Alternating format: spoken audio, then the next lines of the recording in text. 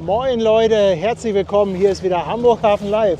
Ja, so lange ist das noch gar nicht her, aber heute haben wir mal wieder was ganz Spezielles auf dem Programm. Und zwar stehen wir hier auf der neuen Schlepperbrücke, Neumühlen, und neben mir, das ist der Philipp. Genau, hallo, herzlich willkommen. Captain Philipp. Und Philipp ist übrigens derjenige, der uns mit der Skalar mit der kleinen Wasserfontäne begrüßt hat. Genau, das war eine spontane Idee, die dann ja auch gut angekommen ist. Extrem gut angekommen. Fairplay 96 war auch dabei. Wir sagen ja mittlerweile immer die Fairplay Twins. Genau. 95 und 96 sind baugleich. Und heute haben wir das große Glück, dass Philipp uns mitnimmt auf Fairplay 95 bei einem Assistenzjob, sagt man, oder? Genau, richtig. Es kommt ein Cosco-Shipping-Schiff, Cosco-Shipping Aquarius, von See nach Hamburg. Eine der größeren Einheiten, die nach Hamburg kommen können, 400 Meter lang, 950 Meter breit. Und in diesem Fall sogar noch mit einem Platztausch, denn auf dem Liegeplatz, wo das Schiff hin soll, liegt jetzt noch ebenfalls ein Cosco-Shipping-Schiff, was in diesem Moment gerade ablegt, auf eine Warteposition geht, damit die beiden Schiffe sich passieren können. Und dann können wir unseren Cosco-Shipping Aquarius anlegen. Ja, und das Schöne ist, ihr kriegt das heute alles live und ungeschnitten mit. Das heißt, gleich geht es irgendwann los. Wir liegen noch hier an der Schlepperbrücke und wir nehmen quasi den kompletten Job mit. Mit Genau. Rausfahren, dabei haben wir noch Zeit, können wir mit Philipp quatschen, er erklärt uns noch ein bisschen was. Ein bisschen Schlepper-Talk machen wir noch. So machen wir das. Und ja, dann das komplette Manöver. Wir hoffen, dass das Wetter noch ein bisschen besser wird. Aktuell ist es noch so Hamburger Wetter, wie man es sich quasi vorstellt. Aber ich habe da ein gutes Gefühl, dass das später ein bisschen trockener wird. Mir laufen schon Tränen runter, dir auch so ein bisschen. Das Gute ist, oben auf der Brücke ist es muckelig warm. Genau, Und deshalb würde ich sagen, gehen wir jetzt gleich mal rein. das können wir gerne machen. Ja, hier gucken, sehen wir noch einmal das Prachtstück. Fairplay 95 hat mittlerweile sogar ein eigenes Emoji, eine eigene Grafik. Mittlerweile gibt es sogar Tassen und T-Shirts mit Schlepper drauf. Das ist verrückt. Ist auf jeden Fall genau eines der beiden Schwesterschiffe, Fairplay 95, 96. 91 ist ebenfalls noch baugleich, aber ist ein Jahr älter. Über 6700 PS, 80 Tonnen Pfahlzug. Das ist die Einheit, in der quasi die Kraft der Schlepper gemessen wird. Das ist einer der stärksten Schlepper, die der Hamburger Hafen zu bieten hat. Wir waren ja auf 96 zusammen mit Conny. Da hatten wir ja auch schon so ein bisschen gefachsimpelt. Ach, guck mal, und da hinten, da passiert auch gerade was. Genau, da hinten sieht man das Cosco-Shipping-Schiff, was Das den ist- Liegeplatz verlässt. Ah ja, da hinten in der Ferne. Genau. Ja, das können wir uns ja gleich aus der Nähe angucken. Der muss ja quasi als erstes mal weg, oder? Genau, richtig. Wir fahren wahrscheinlich vorher tatsächlich aber schon los, aber okay. letztendlich fahren wir dran vorbei, weil das Schiff ja auf den Warteplatz geht. Weil Schiffe in dieser Größe können sich nicht an allen Teilen der Elbe passieren. Und in diesem Fall, weil ja es im Hafenbereich alles stattfindet, wird das Schiff an die sogenannten Finkenwerder Pfähle gelegt. Das ist einfach eine Warteposition, um solche Manöver durchzuführen, damit diese Schiffe sich nicht fahrend begegnen müssen. Und wer gestern dabei war, die Finkenwerder Pfähle sind ganz in der Nähe von dem Roten Turm, wo wir standen. Genau. Also quasi von Turm aus gesehen auf der anderen Seite der Start- und Landebahn. Richtig, genau. Aber da fahren wir ja gleich hin. Richtig. Ja, dann Geh mal vor. gehen wir doch mal an Bord.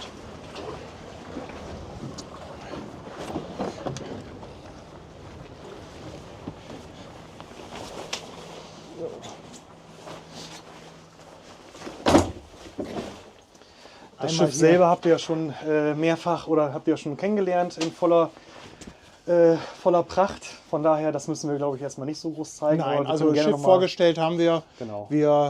Geh mal bitte vor. Ja, okay, Ist geht vor. In Ordnung. Your Dann gehen wir home, mal direkt auf die Brücke. your home, your castle. Your tuck, your castle.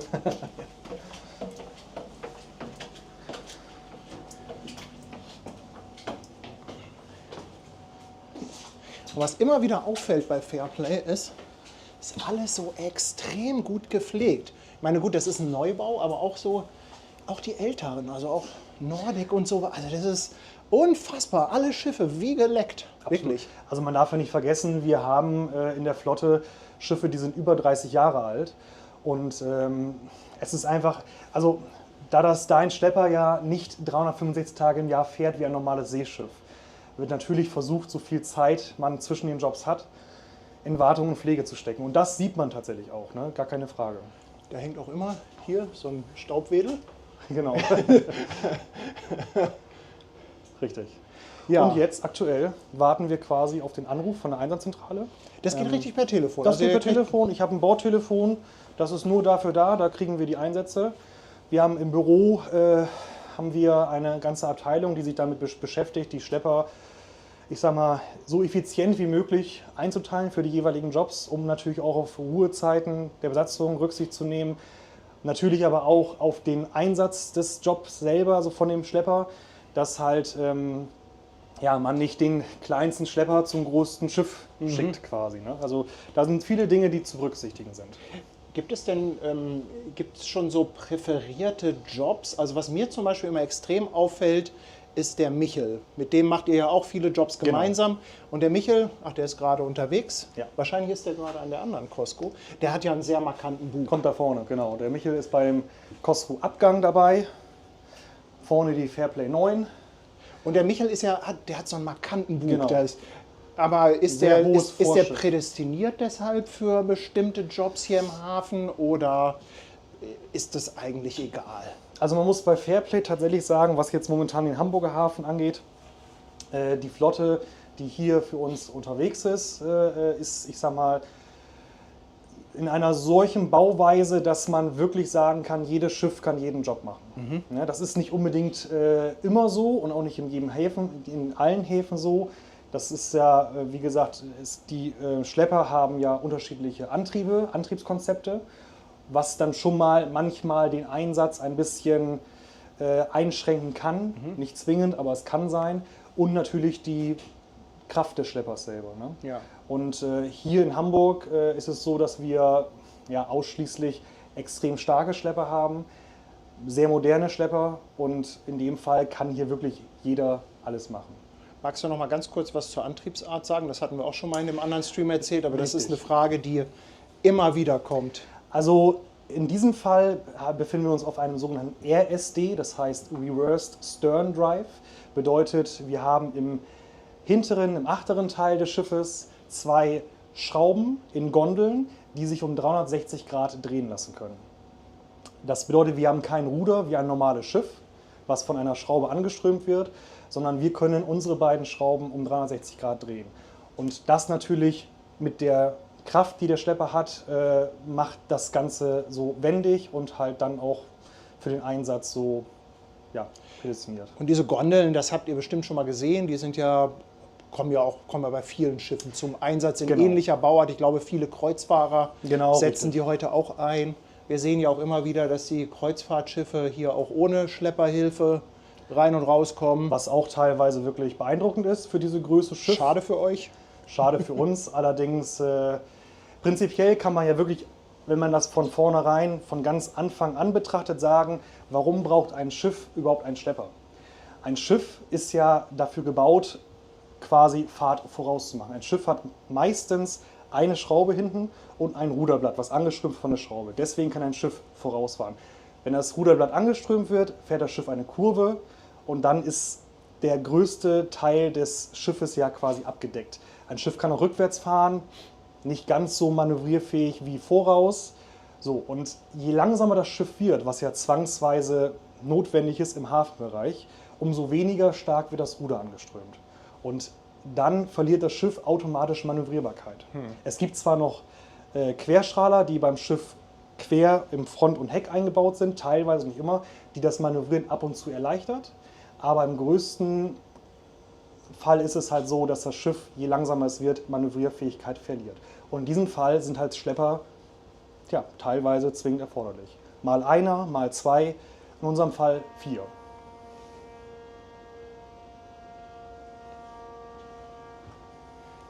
Ist das die Elbkristall? Ja, richtig. Das ist Captain Kevin, glaube ich, ne? Der schaut auch gerade zu. Ja, liebe Grüße. Und ihr wisst es alles, ne? Entweder mit Abicht oder gar nicht. Ja, das ist so fies. Den Spruch haben wir letztens einmal im Stream gehört und seitdem ist es im Ohr. Also wir haben gesagt, da hat marketingmäßig bei der Firma Abicht jemand alles richtig gemacht. Ne? Ja, liebe Grüße an Captain Kevin. Also auch jemand, der bei Instagram sehr viel postet. Apropos Instagram, ich habe unter den Stream mal 2 Links reingepackt. einmal von Fairplay. Lasst da mal so ein bisschen Follower-Liebe da, wenn ihr das gut findet, was wir hier machen. Und außerdem dann auch noch von Philipp, Ja, Captain danke. Philipp. Und Philipp postet auch immer viel so von seiner Arbeit. Da kriegt er auch immer so ein bisschen Behind the Scenes. Ist immer super interessant. Also haut da mal gerne ein Follow raus. So, da kommt jetzt erstmal die andere Costco. Wie heißt denn die eigentlich? Muss ich selber mal kurz schauen. Die reinkommt, ist die Aquarius. Genau. Und das hier ist die. Ist Virgo oder so? Hatten wir Ich schau mal kurz nach. irgendwas mit V? Ich kann es dir in wenigen Sekunden sagen. Na. Doch, das ist die Costco Shipping Virgo, genau. Virgo. richtig. Ja, das ist nämlich ganz lustig, weil auf die Virgo hatte ich erst geschielt. Wir hatten ja schon ein paar Tage etwas hin und her gechattet, um zu gucken, dass wir das hier möglich machen. Und wir hatten dann auch gesagt, Mensch, es wäre natürlich auch schön, wenn das zeitlich nicht gerade so ein 3 oder 4 Uhr Job wird. Ja.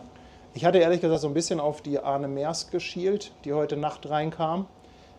Die hast du nicht mitgemacht. Genau, richtig. Zu der Zeitpunkt habe ich geschlafen. Es war Regen, ich glaube, die kam noch früher rein als angedacht. Ich glaube, die war zwischen 4 und 5 Uhr Genau, da. richtig, ja. Und ich hoffe, ihr verzeiht mir, dass ich da auf den Stream verzichtet habe. Und wir hoffen ein bisschen darauf, dass sie am Samstag, da läuft sie aus, ich glaube zu einer moderaten Zeit, 8, 9 Uhr, Ja, dann probieren wir das nochmal. Und vielleicht haben wir dann ja sogar das Glück, dass Philipp dabei ist. das ist gut möglich. Denn Maersk macht ihr auch.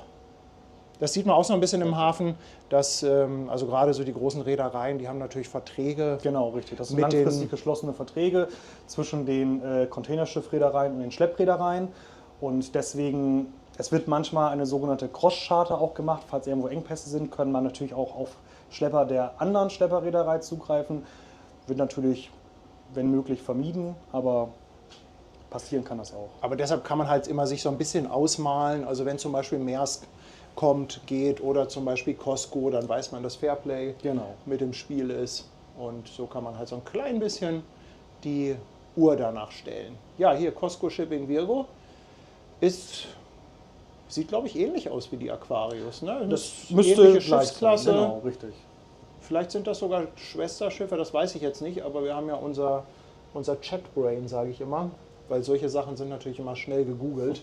Ja. Das kann ja kein Mensch alles wissen. Ja, cool, dass auch schon wieder so viele dabei sind. Also es freut mich richtig. Ich finde das auch super spannend. Ihr könnt euch gar nicht vorstellen, wie viel Spaß ich daran habe, euch das hier zu zeigen. Da kommt der Michel mit dem markanten Bug vorne. Michel und Peter sind auch so ein bisschen von Fairplay mit gemanagt oder Genau, das über ist eure eine- Einsatzzentrale? Oder Ja, wie geht das ist eine kleinere, auch sehr alte Schlepperreederei aus Hamburg, die 2 Schiffe, also 2 Schlepper nur noch hat und die quasi ausschließlich für uns fährt. Ja. Deshalb sehen wir die auch immer mit euch zusammen. Genau. Wobei ich ja sagen muss, also das habe ich Conny auch schon gesagt, wir müssen mal anfangen, euren Schleppern Beinamen zu geben. Mit der Nummerierung, da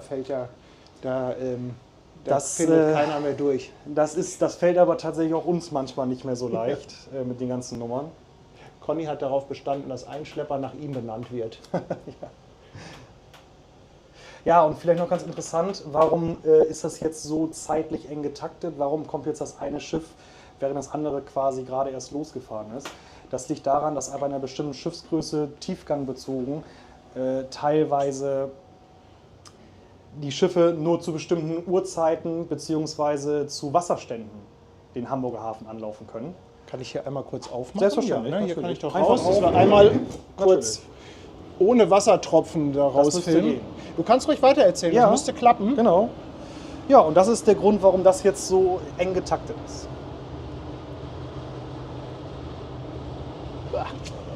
Okay.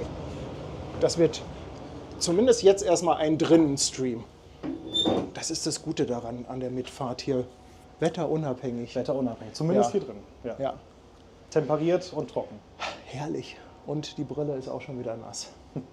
Was ich immer wieder spannend finde, habe ich auch schon öfter betont, wenn ihr die Schlepper neben so einem großen Containerschiff seht, ist das quasi immer winzig. Also man denkt immer, die kleinen Schlepper, wir haben da echt ganz tolle Aufnahmen. So ein Schlepper, der passt halt komplett unter den Bug. Wenn man aber an Bord ist, das ist, also wie viel Platz wir hier haben. Also wenn ich mich hier mal hinten in die Ecke stelle, Und ohne dass ich jetzt den super Weitwinkel von der Kamera anmache, haben wir hier also wirklich richtig viel Platz. Und was man ja auch nicht vergessen darf, ihr wohnt ja auch an Bord. Genau, richtig. Wir sind 14 Tage normalerweise an Bord und wir können hier mit 4 Personen gut und bequem wohnen. Also jeder hat hier seine eigene Kammer, jeder hat hier sein eigenes Bad, beziehungsweise in Seemannssprache Nasszelle genannt. Und das ist ja mehr als ausreichend. Und man darf das auch nicht vergessen, die Maße der Schlepper, also der hier ist zum Beispiel ja knappe 25 Meter lang und 13 Meter breit.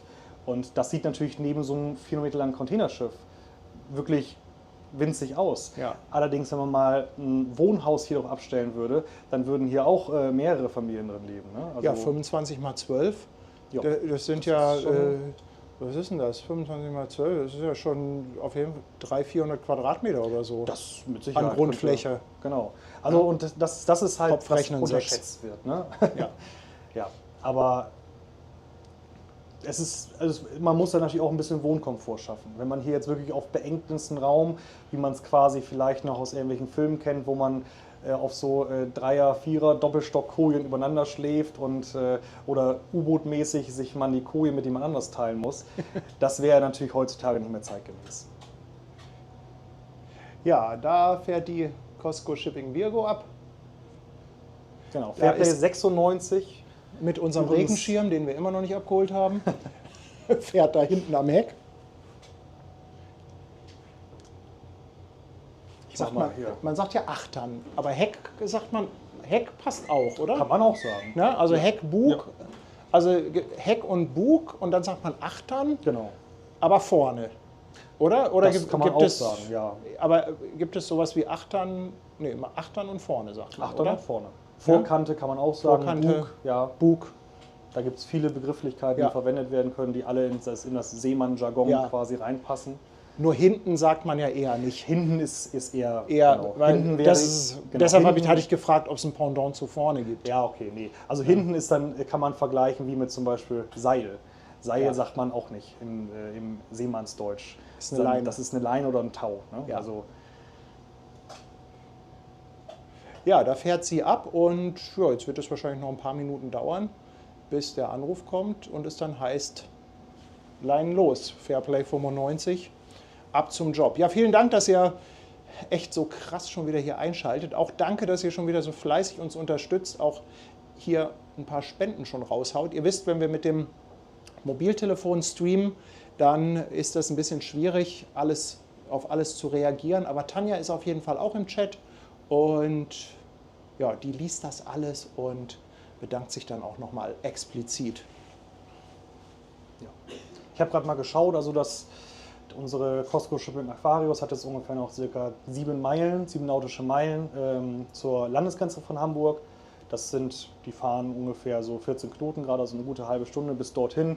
Wir müssen natürlich vorher los, weil normalerweise diese Schiffsgrößen, die kriegen bei einlaufend einen Escorting-Schlepper, der quasi schon vorher losfährt, vor allen anderen. Und spätestens ab der Landesgrenze quasi hinten am Schiff, Achtern, festmacht, einfach nur aus Sicherheitsgründen. Damit nicht irgendwie in diesen engen Fahrwasser, was auch immer passieren kann, man hat es ja in den Nachrichten in letzter Zeit auch gehört, was auf großen Schiffen passieren kann, traurigerweise. Ja, traurig. Wo auch gerade manchmal 2 keiner Tage. was dafür kann, einfach ein technischer Defekt. Und wenn natürlich ein Schlepper hinten Achtern am Schiff fest ist, dann hat man diese Gefahr, das schon mal etwas eingedämmt. Und da jetzt der abgehende, die Cosco Shipping Virgo, an die Finkenwerder Fehle auf die Warteposition geht, müssen auch wir schon etwas eher losfahren, weil wir sind diesmal sogenannter erster Mann. Das bedeutet, wir machen vorne beim Schiff fest, am Bugbereich. Und der Lotse für das einkommende Schiff hat gesagt, er möchte uns auch schon etwas früher da haben. Nur für den Fall, weil die beiden Schiffe sich ja quasi dann doch begegnen, auch wenn das eine Schiff an den Fehlen liegt, um ja, auf Nummer sicher zu gehen. Deswegen fahren wir auch einen Tick eher los, als normalerweise wir müssten. Und die Landesgrenze, das ist ungefähr bei Wedel da hinten so. Genau. Ne, da sieht man, also man sieht auch die Schiffe, die rausgehen, die haben wir ja auch öfter im Stream. Da sieht man oft, dass die halt Achter noch den Schlepper dran haben. Richtig, genau. Und ja, der fährt dann so circa bis Wedel irgendwo damit. Richtig, genau. Das ist eine Auflage, die großen Schiffe ab einer bestimmten Länge von der Stadt, also vom Hafen bekommen, ja, um halt einfach nochmal eine zusätzliche Sicherheit zu geben. Jetzt muss ich mal eine Frage stellen, auch so ein bisschen mit Hinblick auf, ja, ich sag mal so Unfallverhütung. Wenn du jetzt angespannt hast, Achtern an so einem 400-Meter-Schiff, die haben ja hier im Hafen meistens Geschwindigkeiten zwischen 6 und 9 Knoten. Ja, oder? genau. Also die maximale gefahrene Geschwindigkeit, die erlaubt ist im Hamburger Hafen, sind 10 Knoten. Ja. Und mal angenommen, der hat jetzt Maschinenschaden, ist manövrierunfähig und du bist wirklich in der Situation und bist quasi der, ich sag mal, Rettungsanker. Wie schnell kann man so ein Schiff zum Stehen bringen als Schlepper? Kannst du das so überschlagen oder? Das kann ich jetzt so aus dem FF jetzt nicht unbedingt direkt auf eine Zahl festlegen. Also definitiv, klar, wir haben Kraft und wir haben auch große Propeller unterm Schlepper und können auch eine bestimmte Bremswirkung entwickeln, gar keine Frage. Allerdings, wenn jetzt ein 400 Meter langes Containerschiff mit 10 Knoten fährt und wir Tauen, achtern, für alles was geht, dann steht das auch nicht in 100 Meter. Ne? Ja, ja. Also auch da ist schon diese Massenträgheit, dann kommt auch noch darauf an, wie das Wasser läuft. Ne? Stimmt, Strömung spielt eine große Rolle, Genau, gerade hier in Hamburg. Absolut, hier in Hamburg, genau. Wenn wir natürlich ablaufend Wasser haben und das Schiff hat Strömung gegen an, umso besser, umso schneller steht's. Ne? Ja. Also das würde ich jetzt nicht so auf den Meter genau quasi festlegen wollen. Man muss schon ordentlich dran ziehen, damit das Schiff dann wirklich zum Stehen kommt. Ja, Deswegen normalerweise, wenn wir hier auch gleich die Aquarius in den Vorhafen reinbringen, dann sind wir schon, wenn das Schiff stoppen soll, nicht mehr bei 10 Knoten, sondern hat der Lotse schon vorher die Geschwindigkeit auf 3 bis 4 Knoten reduziert, was natürlich das Bremsmanöver dann natürlich beschleunigt. Plus, der Lotse hat natürlich immer noch in dem Fall eine eigene Maschine. Ja. Und die soll auch mitbenutzt werden. Das heißt, in dem Fall gibt er auch die Schraube Achter raus auf Rückwärtsfahrt und bremst etwas mit.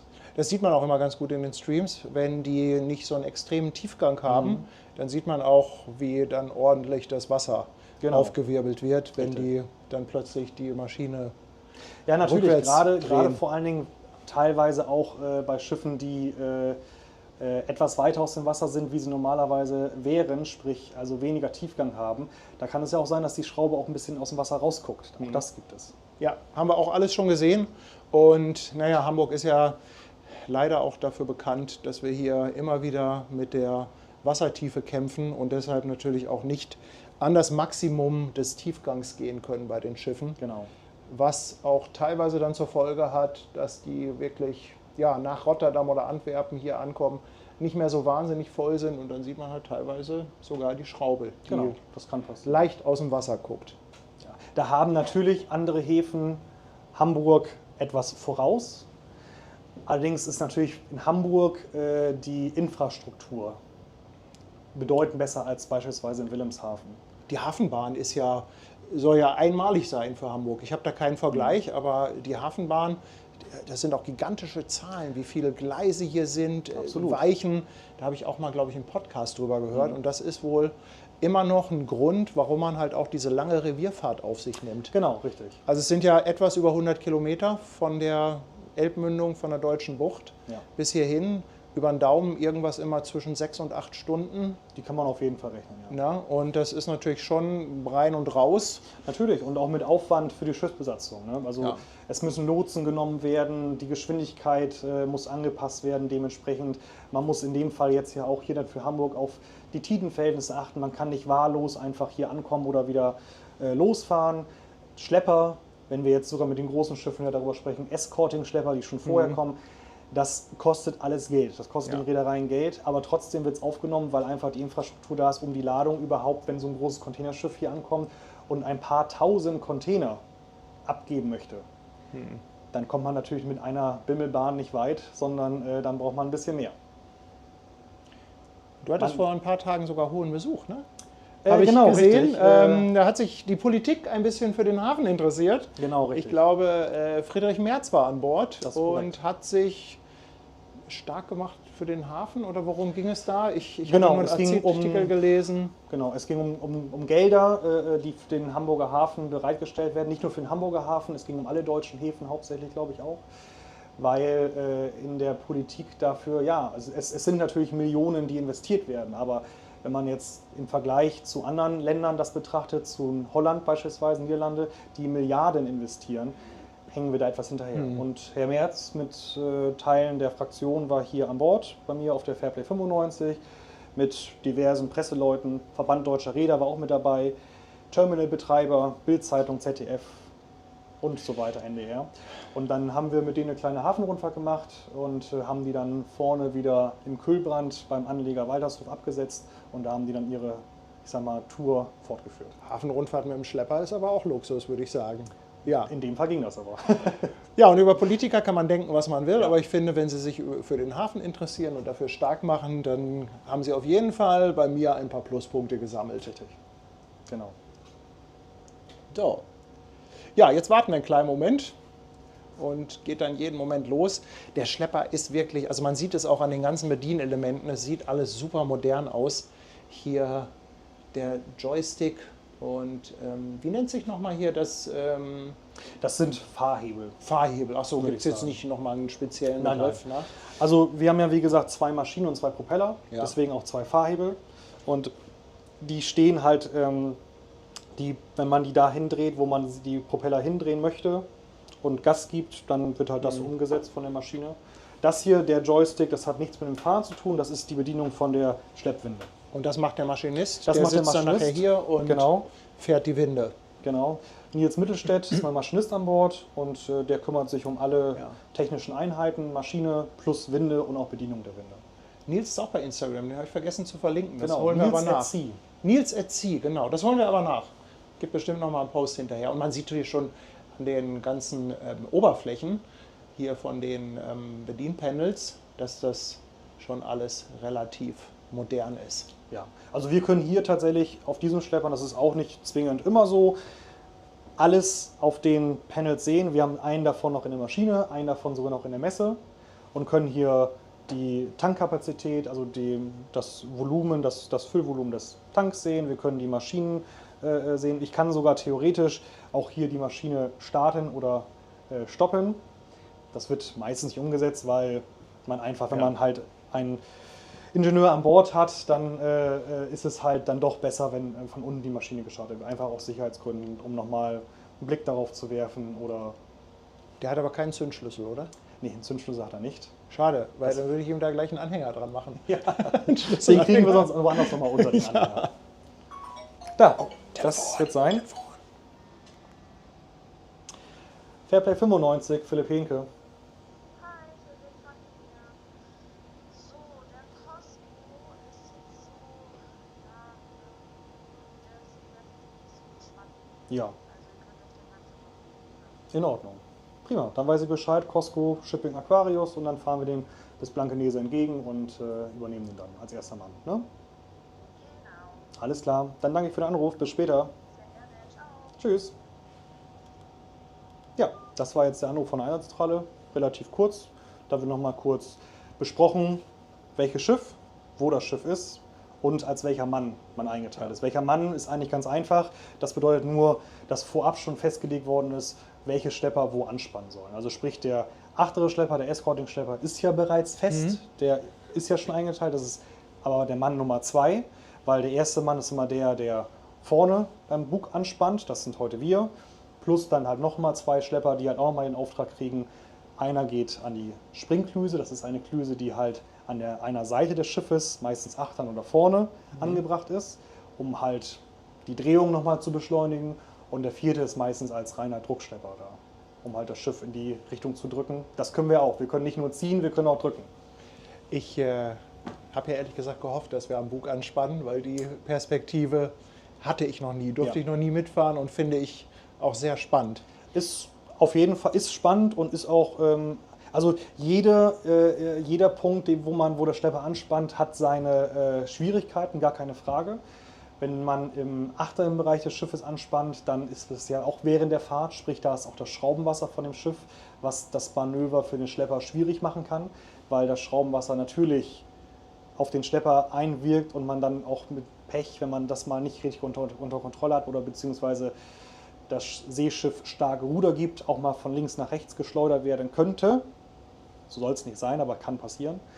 Dann der Schlepper, der wie wir jetzt vorne anspannen, fährt natürlich rückwärts vorne mit und fährt auch wirklich ganz, ganz nah unter dem Bug. Also so halt, dass auch die Wurfleine von dem Seeschiff, also eine kleine Leine, die vom Seeschiff zu uns gegeben wird, an der dann quasi unsere Schleppleine hochgezogen wird.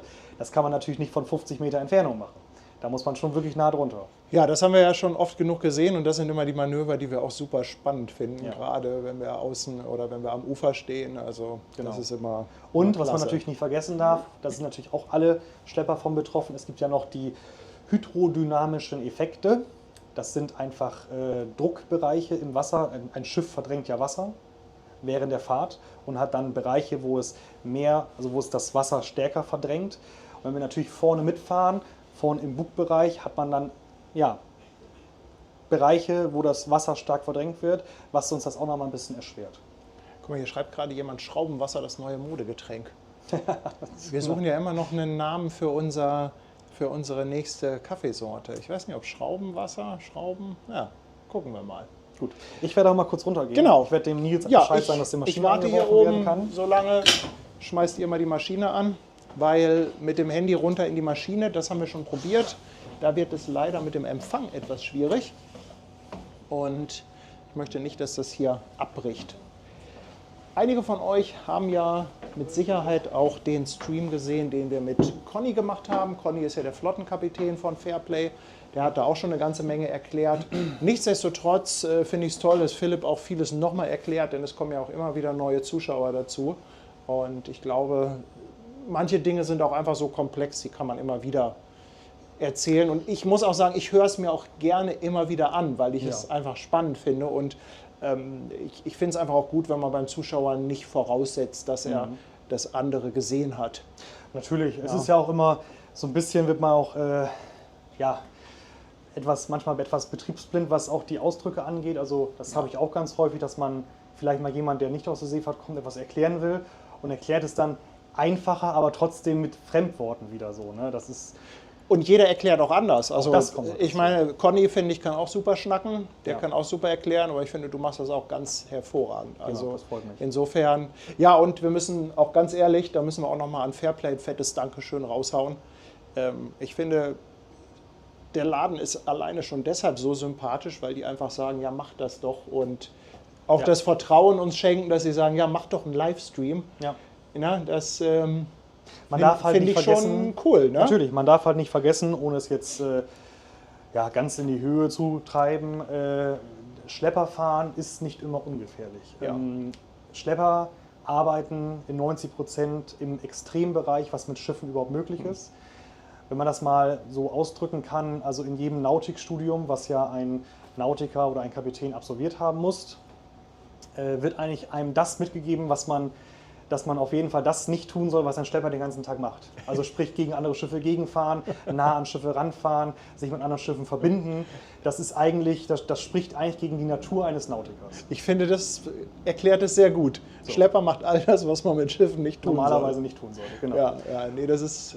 Nee, insofern finde ich das richtig cool, dass die das unterstützen und wir das hier machen können. Also da geht einfach mal ein ganz, ganz fetter Dank raus, auch an alle Herrschaften, die bei Fairplay in der Zentrale sitzen, was gar nicht so weit weg von hier ist. Das ist Ludwig-Erhard-Straße, da Genau, in der Nähe richtig. von Michel. Ne? Genau, das ist der Michel Tower, heißt er, meine ich jetzt. Ja. Und da sitzen wir in der 14. Etage mit einem schönen Blick auf ganz Blick Hamburg. ist nicht schlecht, ja. Das ist wirklich toll. Ja, der ist echt. Also selbst wenn man bei Fairplay nicht auf dem Schiff anfängt, sondern im Büro, hat man eins garantiert und das ist eine schöne Aussicht vom Arbeitsplatz. Ja. Nicht nur hier haben wir eine schöne Aussicht vom Arbeitsplatz, sondern auch bei uns im Büro. So, und das muss man erstmal nachmachen. Ja. Jetzt warten wir darauf, können wir jetzt hier irgendwo sehen, wenn die Maschine genau, also anspringt? das sind die ne? beiden Maschinen.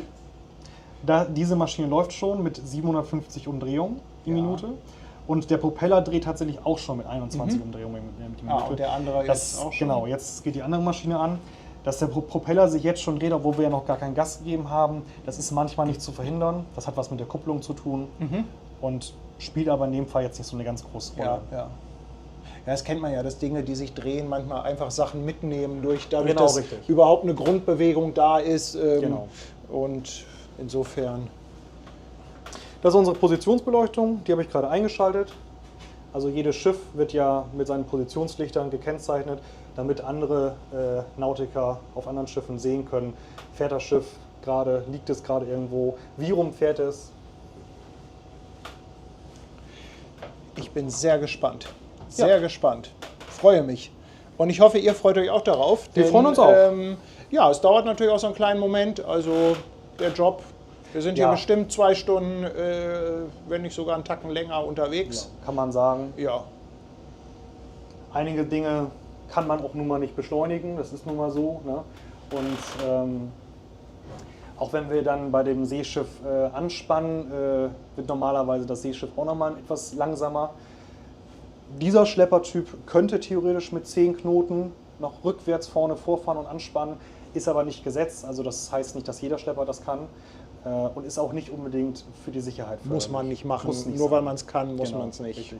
Generell muss man sagen, Schlepperfahren ist nun mal eine Sache, die gefährlich werden kann. Wir arbeiten hier in Bereichen, die, ja, ob das jetzt, ich sag mal, die Schleppleine ist, die im schlimmsten Falle brechen kann und die schlägt dann zurück. Oder ob es Bewegungen sind, die der Schlepper macht, weil wir werden uns auch, ja, natürlich logischerweise stärker bewegen als normalerweise ein Schiff, wenn wir von links nach rechts, voraus, achter raus uns bewegen. Das ist auch ganz normal. Und ja.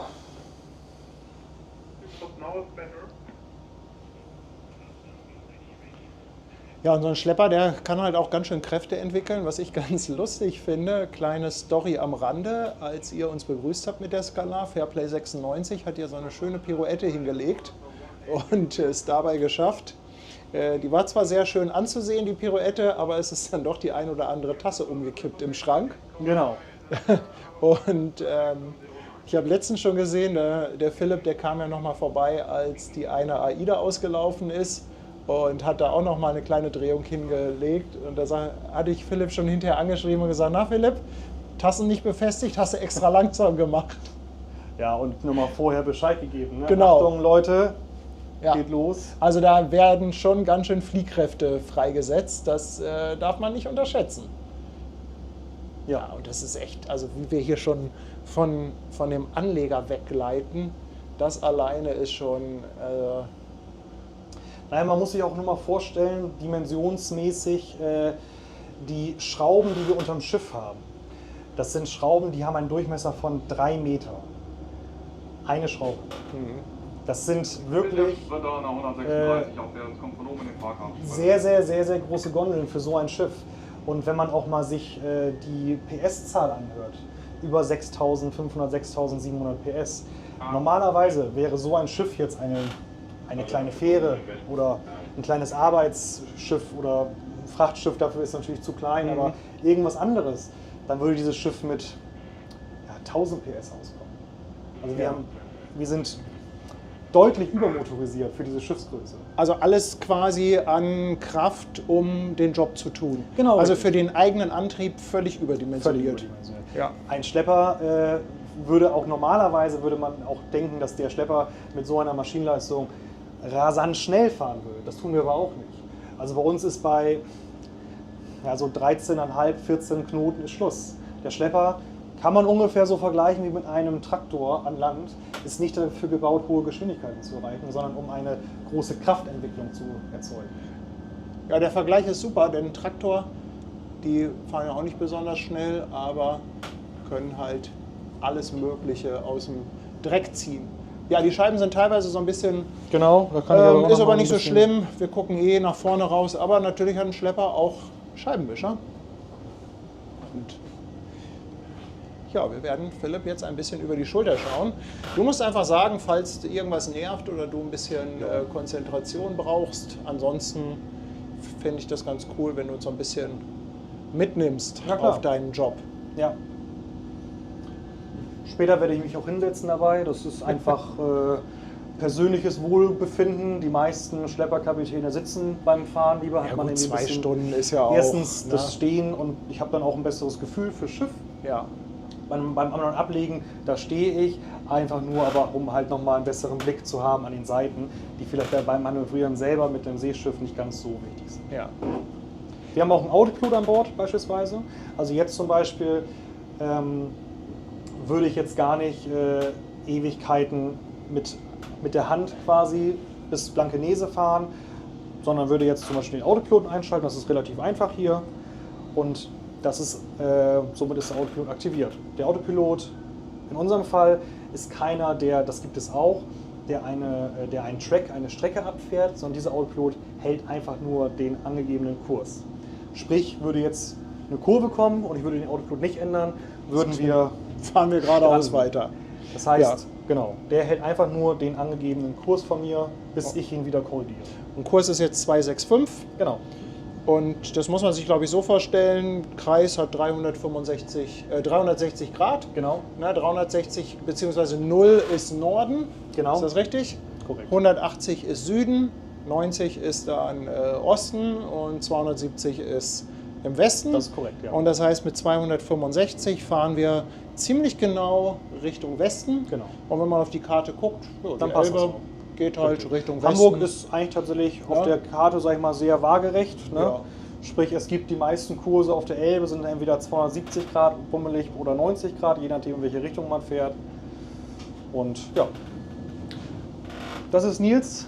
Ja. Das ist der Maschinist hier an Bord, der Ingenieur. Nils on at Sea. Also, Genau. ich habe vergessen, ihn zu verlinken. Aber Nils kümmert sich hier um eigentlich alle technischen Anlagen, die es an Bord ist, angefangen bei den Hauptmaschinen. Glühlampe. Wir fangen mal bei der Glühlampe an und arbeiten uns zur Hauptmaschine und zum Antrieb vor. Richtig. Und Nils wird auch nachher die Winde bedienen, oder? Das ist genau, das Ja. ist korrekt. Und man darf es auch nicht vergessen, auch wenn wir ein kleines Schiff sind, ist dieser Schiffskörper ja ein eigener Haushalt. Also wir haben nicht nur die beiden Fahrmotoren, sondern wir müssen unseren eigenen Strom erzeugen. Wir haben Frischwasser an Bord, damit wir trinken, duschen und was auch immer kochen können. Aber erzeugt ihr auch Frischwasser oder nehmt ihr das extern? Also Hier nicht. genau. Also wir nehmen extern Frischwasser auf über Hydranten, die wir hier zur Verfügung gestellt bekommen haben. Wir haben aber auch Schlepper, die im Offshore-Bereich tätig sind. Das habt ihr im letzten Stream mit Conny auch schon besprochen, dass wir nicht nur Hafenschlepper in der Flotte haben, sondern auch Schlepper, die auf See tätig sind, die im Offshore-Bereich tätig sind, die, ich sag mal, Nordsee, Ostsee, Mittelmeer abdecken und da halt Verschleppung vornehmen. Und die haben aber auch Frischwassererzeuger an Bord. Ja. Es ist sowieso ganz spannend, was es alles so an Schlepperjobs gibt. Also hier im Hafen, die sind natürlich sehr sichtbar, sehr offensichtlich. Hier diese Genau. typischen Hafenschlepper mit den Assistenzjobs. Aber viele Dinge, die Fairplay jetzt macht, sieht man ja gar nicht. Das ist korrekt. Also alles, was eigentlich offshore stattfindet, ob das jetzt eine Verschleppung von einer Art Bohrinsel ist mit mehreren Schleppern, was auch sehr spannend ist, kann man sich auch gerne mal online anschauen. Da gibt es eine Menge Bilder. Ob das eine Verschleppung von einem Ponton ist, also sprich salopp gesagt ein Anhänger für Schiff, ein Anhänger für den Schlepper, wo Bauteile drauf geladen werden, die vielleicht nicht unbedingt in jeden Frachtschiffkörper passen. Und auch diesen verschleppen wir. Wir verschleppen aber auch halbe Schiffe. Teilweise werden Frachtschiffe in 2 Werften produziert und werden im besten Falle bei einer dritten Werft zusammengebaut. Und dann kam es häufiger auch mal vor, dass wir einen halben Schiffskörper, der quasi auf der einen Seite dicht gemacht worden ist und dann dementsprechend Auftrieb erzeugt und schwimmt und diesen Schiffskörper von einer Werft zur anderen geschleppt haben. Man sieht das zum Beispiel auch bei der Meyer-Werft. Das verfolge ich so ein klein bisschen. Und da werden zum Beispiel auch teilweise ganze Sektionen extern gefertigt. Und dann werden die mit Schleppern über die Ems zur Werft geschleppt. Und da findet man auch immer mal wieder Fotos im Netz oder auch Videos, wo man dann sehen kann, wie Schlepper halt so ein halbes, ja, ist ja nicht mal ein halbes Schiff, also irgendwie. Teilweise ist es auch nur ein Zehntel. Ein Zehntelschiff oder so. Ja. Ich habe auch letztens, also was heißt letztens, vor 3 Jahren habe ich auch selber noch eine Schiffssektion von Warnemünde, von Warnemünde, Rostock, nach Emden geschleppt. Und das war tatsächlich nur der Teil des Schiffes, wo die Maschinen drin waren. Das war wirklich so, das sah aus wie so ein Viereck, das aber schwimmt, was irgendwo in dem großen Passagierschiff dann in der Meyer-Werft eingesetzt wird und dann komplementiert wird mit dem ganzen Rest, was noch gebaut werden muss. Ja, hier kommen wir jetzt so an unseren auch beliebten Stream-Standorten vorbei. Da vorne ist der Anleger Bubendei-Ufer. Ich kann da mal gerade ein bisschen reinzoomen. Ja, toll.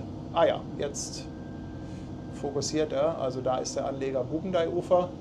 Die Kamera mag gerne auf die Wassertropfen fokussieren. Dahinter ist das Willkommenhöft.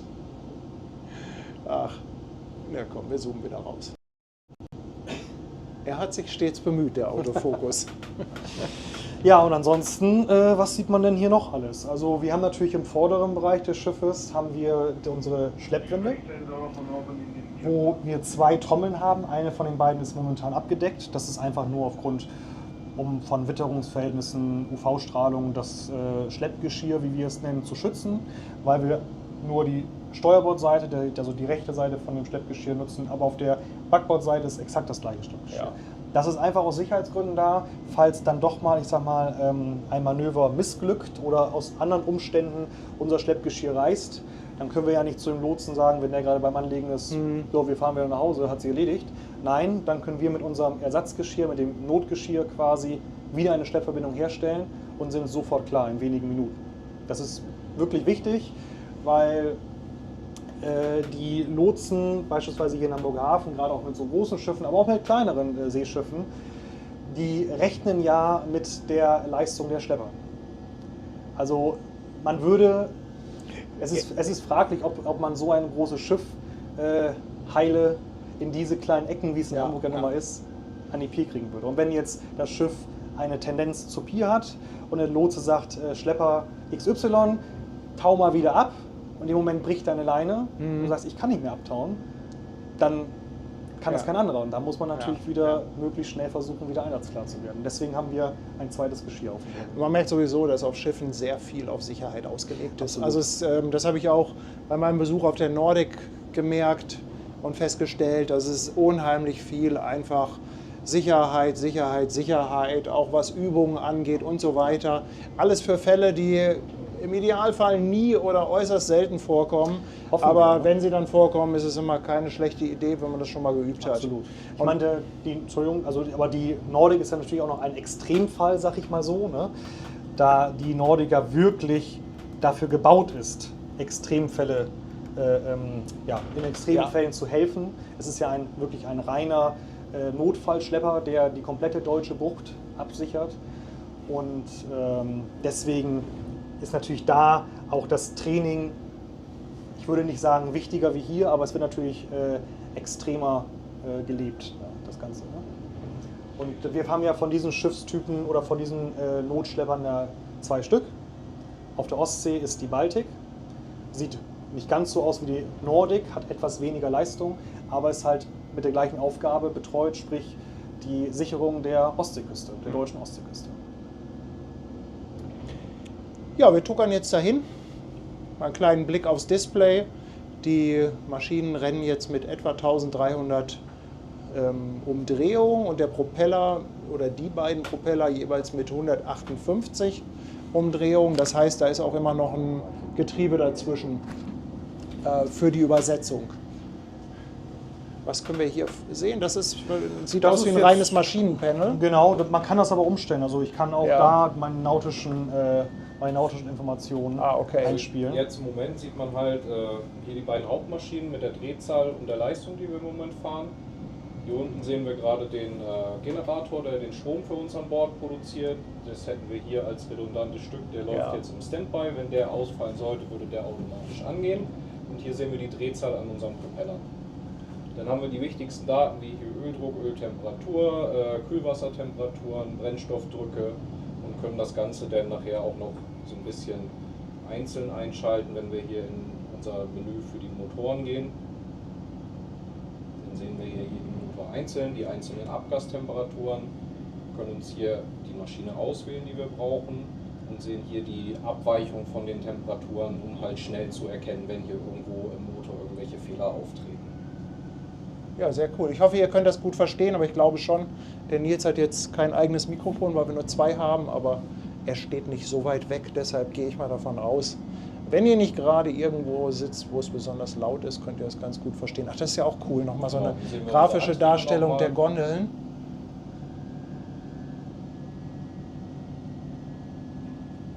Ja, so sehen die aus. Genau. Schon, hier- schon ein bisschen geil.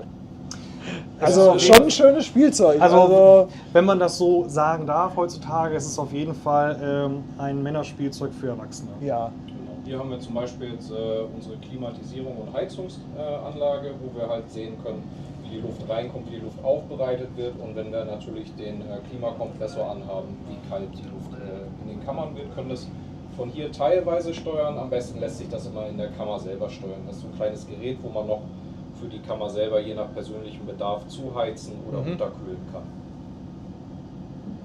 Richtig cool. Ja. Ja, man darf da auch mal ein bisschen emotional sein und mal sagen, dass man das richtig klasse findet. Ja, das das- macht schon Spaß. Also, also was ich auch immer finde, es wird ja viel gerade in der ganzen maritimen Branche so ein bisschen über Fachkräftemangel geklagt und ich glaube, ein Problem ist halt, dass viele gar nicht wissen, was das für ein cooler Job hier sein kann. Also Das kann man definitiv so sagen. ich finde ganz ehrlich hier Schlepper fahren, also wenn ich sowas gewusst hätte früher, Dann wären wir jetzt Kollegen. Ja, also was man auch zum Beispiel jetzt der Fairplay Towage Group zugute halten muss, man hat hier wirklich die Chance als junger Mann, aber auch, ja, auch weniger junger Mann anzufangen, eine Ausbildung zu machen oder auch als junge Frau natürlich und eine Schiffsmechanikerlehre zu machen, hat einen abgeschlossenen Berufsabschluss danach, hat auch in dieser Schiffsmechanikerlehre, wir haben letztens erst nachgeschaut, also selbst im ersten Lehrjahr verdient man schon über 1.000 Euro brutto im Monat. Und es geht dann bis zum dritten Lehrjahr mit 1.900 Euro im Monat weiter. Hat, wenn man sich gut anstellt, eine quasi garantierte Übernahmeversicherung. klar, Das weil ist halt auch ständig Leute gesucht werden. selbstverständlich. Also Und dann geht es natürlich weiter. Also es steht dann jedem offen, sich in den Studienbereich zu wagen, ob jetzt Nautik oder Technik. Und dann halt ein technischer oder nautischer Offizier zu werden und später irgendwann dann sogar Kapitän oder Leiter der Maschinenanlage. Also man hat quasi kann beide Wege gehen, einmal den über den Schiffsmechaniker oder gleich über den Studiums. Genau, das Weg, ist der andere ja. Weg, genau. Ich habe jetzt nur von dem Weg gesprochen, Ja. der halt hier in der Fairplay-Gruppe quasi ausgebildet wird. Und hier werden ja richtig viel ausgebildet. Also Absolut. sind ja, ich glaube, 2x8 Azubis pro Jahr, Wir oder? sind einer der größten Ausbilder für den Schiffsmechaniker in Deutschland. Und da hatte ich auch das Glück, die Gruppe auf der Nordic kennenzulernen. Genau. Und das muss ich sagen, das ist schon, also ganz ehrlich, wenn man da mit so einer coolen Truppe unterwegs ist, 8 Azubis und dann auf der Nordic und ich sag mal, Conny, der ja unter anderem auch auf der Nordic Kapitän ist, also das macht schon Spaß mit denen. Auch die ganze Crew ist jetzt junge Crew irgendwie, also ja. Generell muss ich sagen, in der Reederei hier, hier, Oh, da hinten ist ein Beluga. mal kurz ein bisschen, Einmal ein bisschen, man muss einmal hier raus. mal gucken, ob wir den.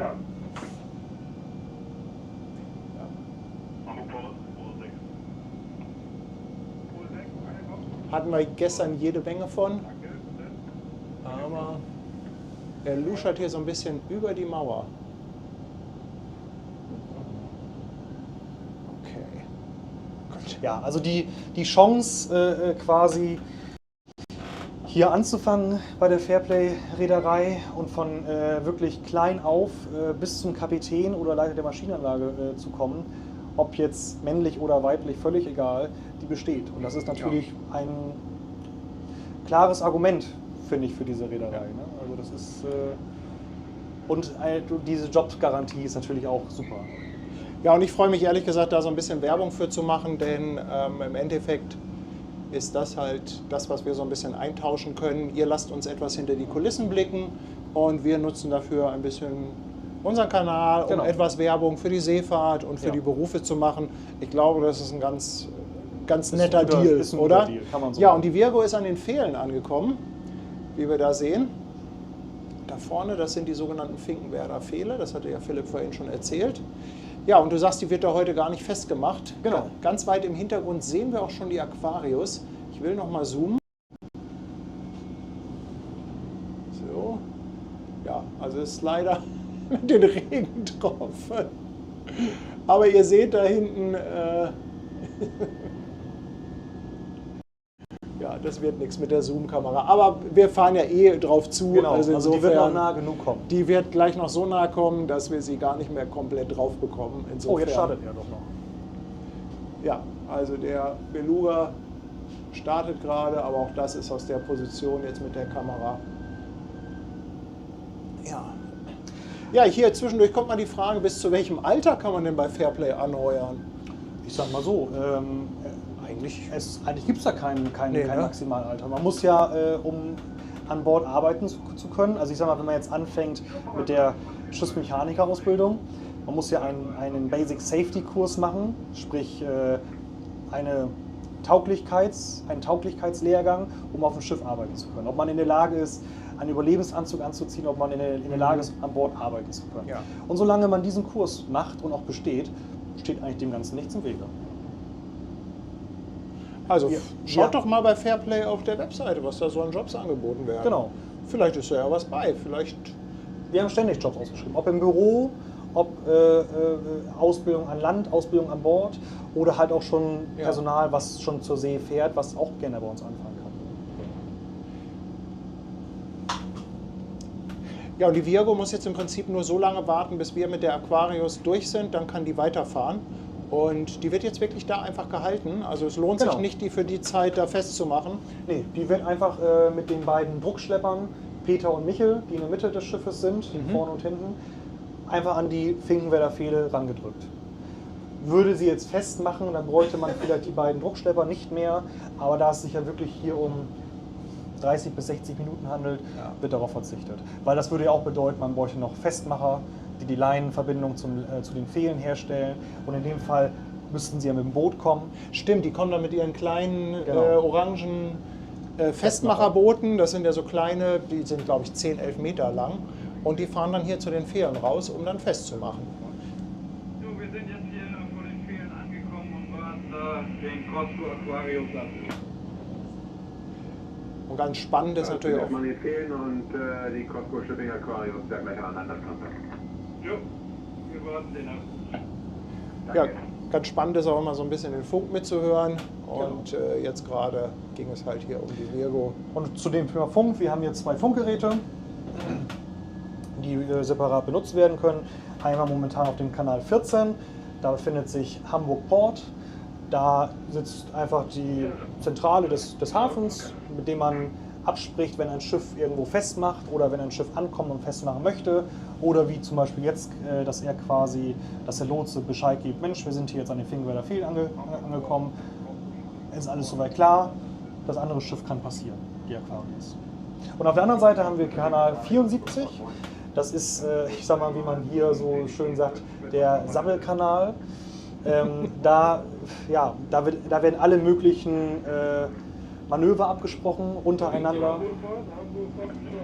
Da kriegt man, glaube ich, schlecht drauf. 96 Wind. 96 winkt.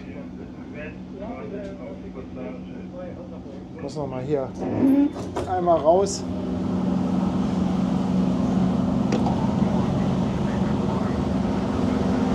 So. Oh, ist doch ordentlich windig. Ja, da ist unser Regenschirm auf der 96.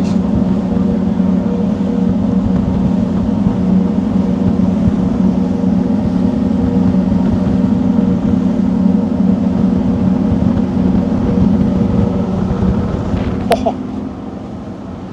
Doch gut windig. Ach, die hier, ja, die Tür, die verriegelt sich da. Karin und Matthias fragen, Kupplung und Bremse im Fußraum. Nee, Kupplung und Bremse ist nicht so ganz richtig, ne? Also mit diesen Pedalen kann ich theoretisch auch noch die Winde bedienen. Das ist einfach nur ja, ein zweites System, damit ich die Winde bedienen könnte, theoretisch während ich an den Hebel sitze und fahre, falls der Maschinist aus irgendwelchen Gründen verhindert ist. Ja. Also ist nicht... Kann ja auch mal passieren, dass wir einen Maschinenalarm bekommen und ich in den Maschinenraum muss. Und wenn ich dann unten bin, dann hätte Philipp halt die Möglichkeit, die Winde trotzdem noch über die Fußpedale zu bedienen. Das Ja. ist hier ein Schalter, den wir umlegen müssen. Und dann kann er da normal ganz, wie er lustig ist, mit der Winde operieren. Ja, macht ja Sinn. Ja, jetzt brauchen wir noch ein paar Minuten. Da hinten ist die Aquarius. Ist draußen doch schon ein bisschen windig. Also Ja, schon und- ganz nett, dass wir hier jetzt im Warmen sitzen. Absolut. Und man darf auch nicht vergessen, dass natürlich solche Wetterverhältnisse so ein Manöver auch nicht gerade einfacher machen. Ja, was man glaube ich immer gerne vergisst, ist, dass so ein Schiff einfach eine riesen Windangriffsfläche Unglaublich. hat. Dann kommt die Strömung dazu. Genau. Deswegen die Lotsen zum Beispiel, gerade bei solchen großen Schiffen, versuchen auch immer zu Stauwasser Hamburg zu erreichen. Einerseits aufgrund des hohen Wassers, um mehr Tiefgang zu haben oder um mehr Wasser unterm Schiff zu haben. Andererseits aber auch, weil die Strömung natürlich dann gering ist oder komplett weg ist und man dadurch natürlich einen Faktor schon mal weniger hat, den man einberechnen muss und der das Manöver eventuell erschweren würde. Stauwasser ist der Übergang zwischen Ebbe und Flut, richtig? Genau, richtig. Also dann, wenn quasi gerade keine Strömung herrscht. Genau, wenn der Peak, quasi der oberste Punkt erreicht ist, wenn kurz bevor das Wasser wieder abfließt. Ja. Und genauso andersrum bei Niedrigwasser, kurz bevor das Wasser wieder aufläuft. Weißt du, wie groß so das Zeitfenster ist? Also rein theoretisch dürfte der Staupunkt ja eigentlich nur sehr kurz sein, Genau. aber in der Praxis gibt es ja wahrscheinlich ein Zeitfenster, Ja, also man wo hat man auf sehr jeden wenig Fall- Strömung hat, oder? Genau, das sind so, ich würde so aus dem Bauch raus sagen, zwischen 20 und 30 Minuten. Wo die Strömung, ich sag mal, vielleicht nicht auf Null ist, aber so gering ist, dass sie dann das Manöver nicht groß beeinflussen.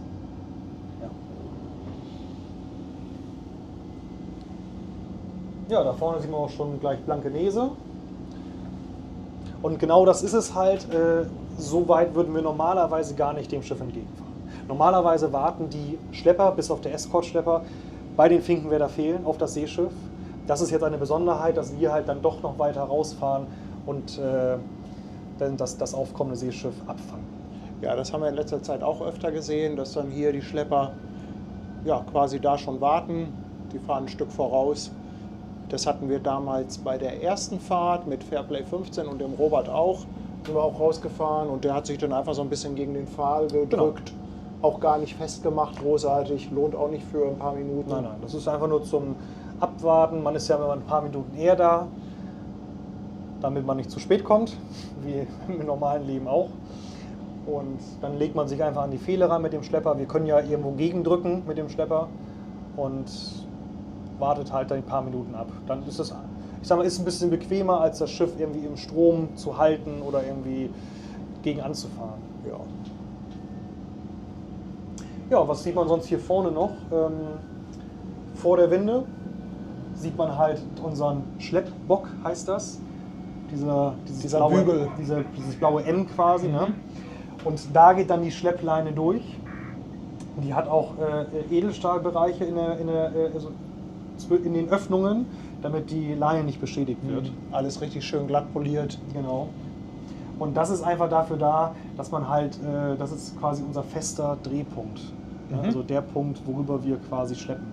Das sieht man nachher auch ganz schön, dass die Leine dann wirklich reingeht und echt dann einen 90-Grad-Winkel macht oder wie auch immer zum Seeschiff hoch Ja, an die Seite. das ginge ja gar nicht, dass die direkt von der Winde, Genau, das würde nicht funktionieren. vielleicht gerade von der Winde geht noch so eben, aber in dem Moment, wo die Leine zur Seite weggeht, Das funktioniert nicht. funktioniert genau. das nicht. Nee, Vollkommen das richtig. kann sich, glaube ich, jeder ausmalen. Ja, und achtern im Bereich des Schiffes, da haben wir ja unsere Fifi-Monitore. Das sind ja die, mit denen wir das letzte Mal unsere kleine Show-Einlage gemacht haben. FIFI, steht das für Firefighting oder? Genau, korrekt. Ja. Die Wasserfontänen. Das hat auch nicht jeder Schlepper, aber wir sind damit ausgestattet mit dem Fifi-System plus mit einem Gaswarnsystem, weil wir auch in Bezug auf die ganzen LNG-Jobs gebaut worden sind, oder die 95 gebaut worden ist, genauso wie die 96 und 91. Also hier vorne zum Beispiel, wenn du dich jetzt etwas hochschwenkst, siehst du hier das Blaue. Davon haben wir noch ein paar mehr an Bord, das sind Gaswarner. Und sobald in der Atmosphäre um uns herum in der Luft gashaltige oder ja, nicht oder gesundheitsgefährdende Stoffe wären, würde das halt Alarm schlagen. Vielleicht mal als Beispiel, der ein oder andere hat das mitbekommen, dass, das ist jetzt auch schon wieder so lange her, letztes Jahr dieser Autotransporter Fremantle Highway gebrannt hat. Und da gab es ja auch arge Probleme, mit Schleppern überhaupt ranzukommen. Und ich glaube, dafür ist es dann auch wichtig, dass man solche Gaswarnsysteme hat, wenn so ein Schiff brennt, oder? Genau. Ist das ein schlechtes Beispiel? Nee, also wenn man natürlich in ein Gebiet einfährt, wo eventuell Gas oder Rauch ist, ne? Ja. Dann ist es natürlich schon gut, ein System an Bord zu haben, was Alarm schlägt. Ja. Die Nordic beispielsweise war ja bei der Fremantle Highway mit dabei und die Nordic hat sogar ein System, dass sie die kompletten Aufbauten in Überdruck fahren kann. Ja. Das ist dann nochmal eine Stufe höher als wir. Die haben ein Gaswarnsystem und dieses Überdrucksystem. Also ihr habt die nur ein Warnsystem, ihr könnt aber nicht euch abschotten Genau. dagegen. Und die Nordic kann halt in kontaminiertes Gebiet einfahren und sich da aufhalten, ohne dass diese gefährdenden Stoffe in die Aufbauten eindringen können, was halt das Arbeiten dann in diesen Gebieten ermöglicht. Man kann dann in diesen Gebieten löschen oder ja, alles Mögliche, was man halt dann, oder halt hauptsächlich löschen. Oder es geht halt um Löschen und Kühlen, Schiffskörper kühlen. Ne? Ja, kühlen ist, glaube ich, auch ganz wichtig. Also auch vor einigen Jahren, ist auch schon eine ganze Weile her, da hat auch mal ein Containerschiff in Waltershof gebrannt. Die 95, jo, ist da. 91, vielen Dank.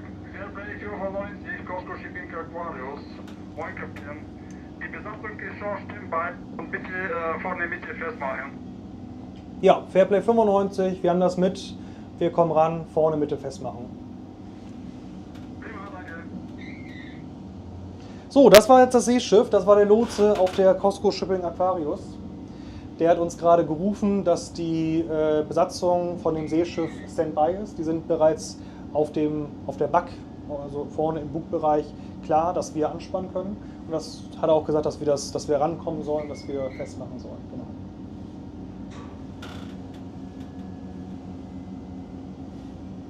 Deswegen jetzt werde ich mal Platz nehmen. Ja.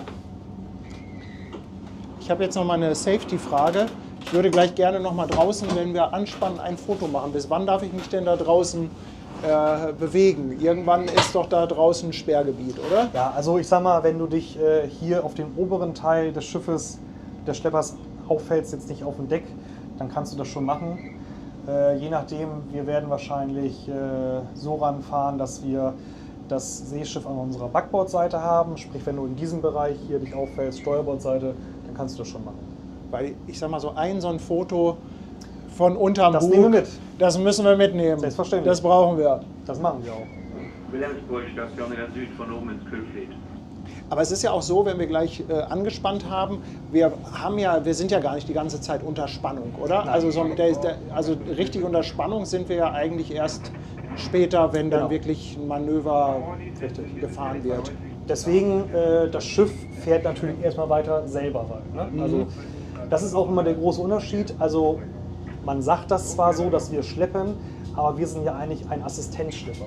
Wir assistieren nur. Fahren tut das Schiff grundsätzlich erstmal selber.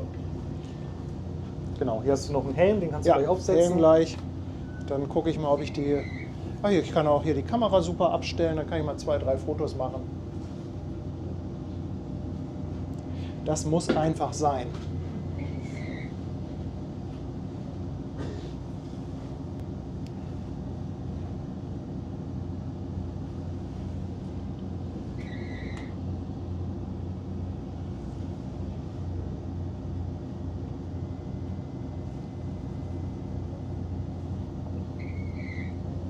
Ja, Blankenese, immer natürlich wieder schön von der Wasserseite aus. Ja, bei dem Wetter jetzt nicht ganz so Nee, nicht ansehnlich, ganz. aber ja, Philipp macht auch noch den Reiseführer. Heute ja.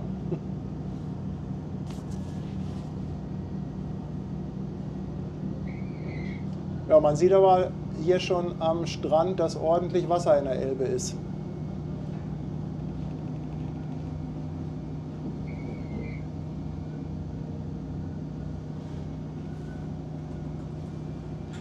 Ja, und wir nähern uns. Genau.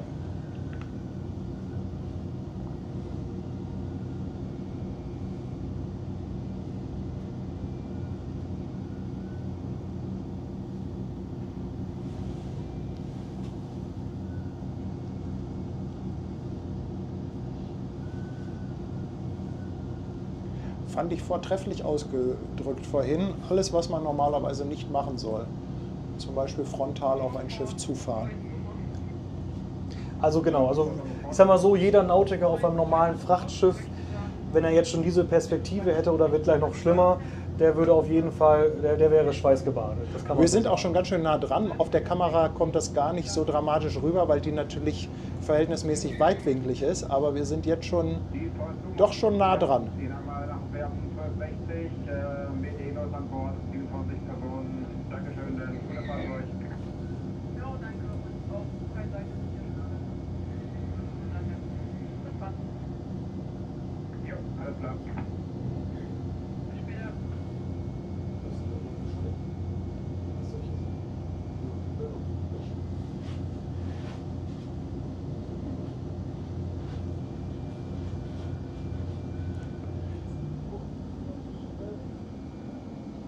So, jetzt reduziere ich schon mal ein bisschen die Geschwindigkeit. Wir müssen ja gleich einmal kurz aufstoppen und dann fahren wir rückwärts mit dem Schiff mit und müssen ja unsere Geschwindigkeit dem Seeschiff anpassen, damit wir da vernünftig vorfahren können und die Leinverbindung sicher herstellen können.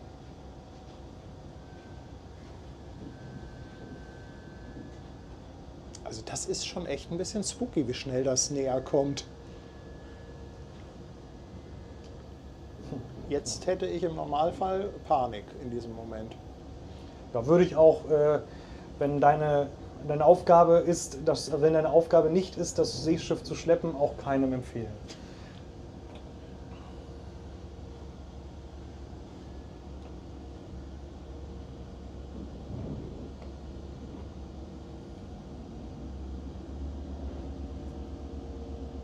Ja, der Rasant vorne, moin. Ja, So, kann ich jetzt noch mal, jetzt kann ich doch mal raus und Ja. jetzt mache ich mal hier auf Weitwinkel. So, ich stelle euch hier mal so hin Ja. mit der Kamera und dann mache ich nämlich mal schnell 2, 3 Fotos.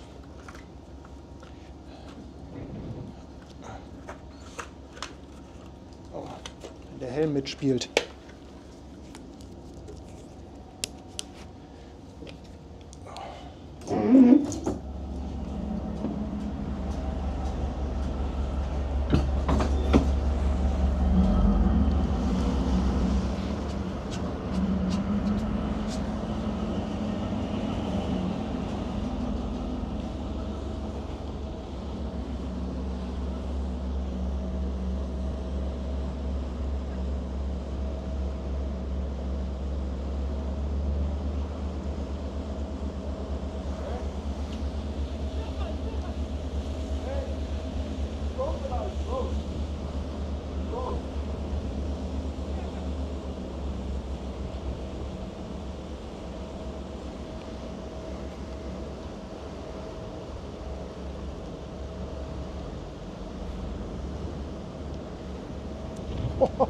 Ich weiß gar nicht, ob ihr mich hören könnt, aber diese Perspektive ist brutal.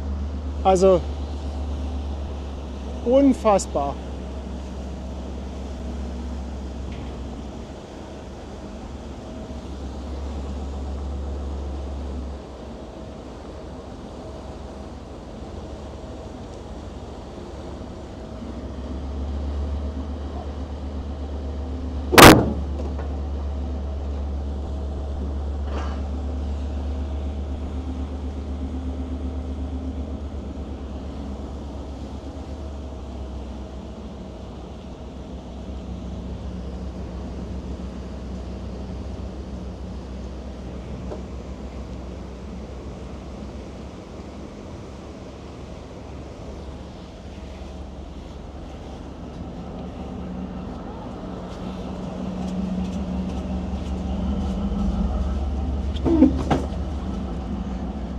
Ich muss noch einmal ganz schnell die Kamera mit rausnehmen. Das muss ich den Leuten einfach zeigen. Mach das. Die Perspektive ist so brutal.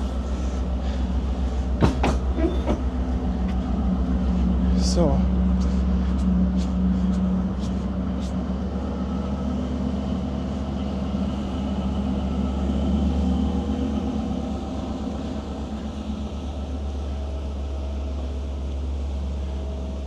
Wahnsinn.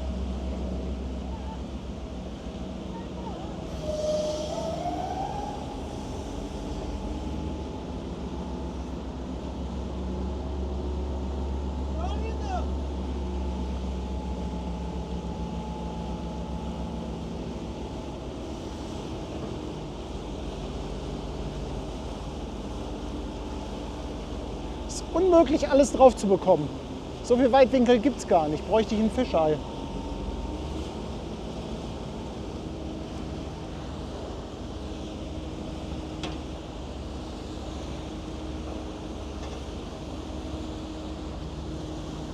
Wilhelmsburg auf dem Füllfeder auf.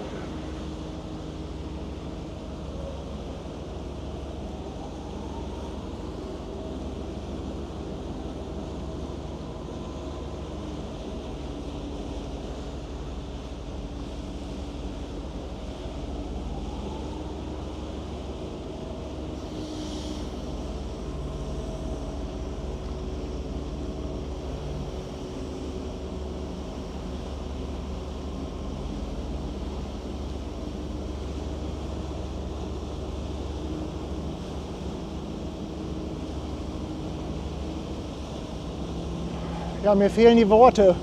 Das muss man, glaube ich, nicht kommentieren.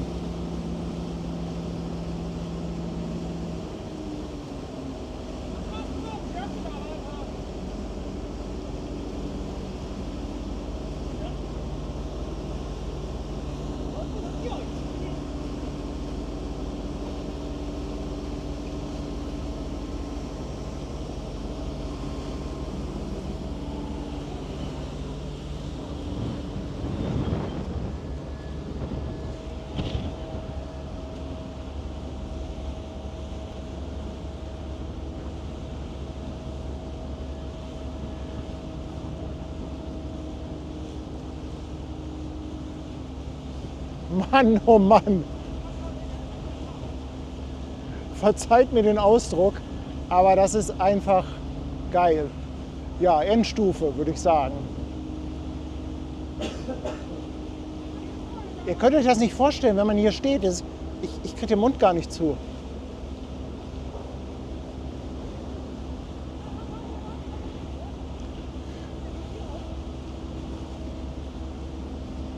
So, jetzt wird der Schleppdraht befestigt. Ich gehe jetzt rein.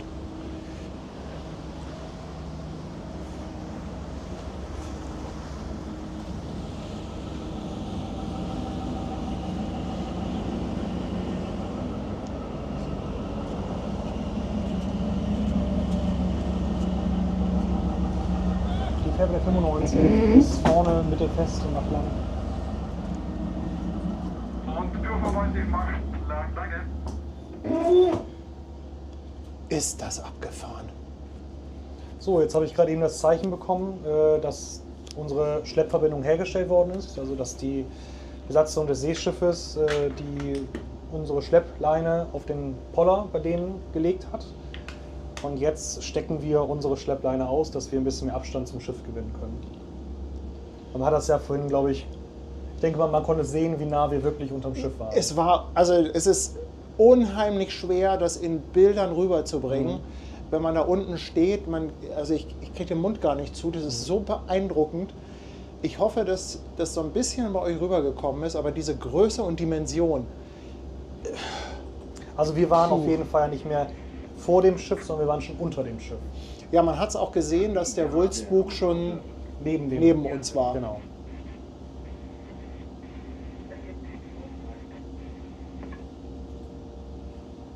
Die Gade, was haben Sie gesagt? Ja. Noch ein, bitte? So ist gut. Das ist sehr eingeklemmt. Ja, dann machen wir mal ein bisschen. Außen sind wir rein. Ja, genau. Ich zieh mal raus. Aufkommen, Ankunft, Shipping, Aquarius. Bleiben Sie Bullen, weiter vormachen. Vor der Luftstation von oben. So, warte mal. Und dann ich verkante mich mal ein bisschen, kannst du wieder reinholen.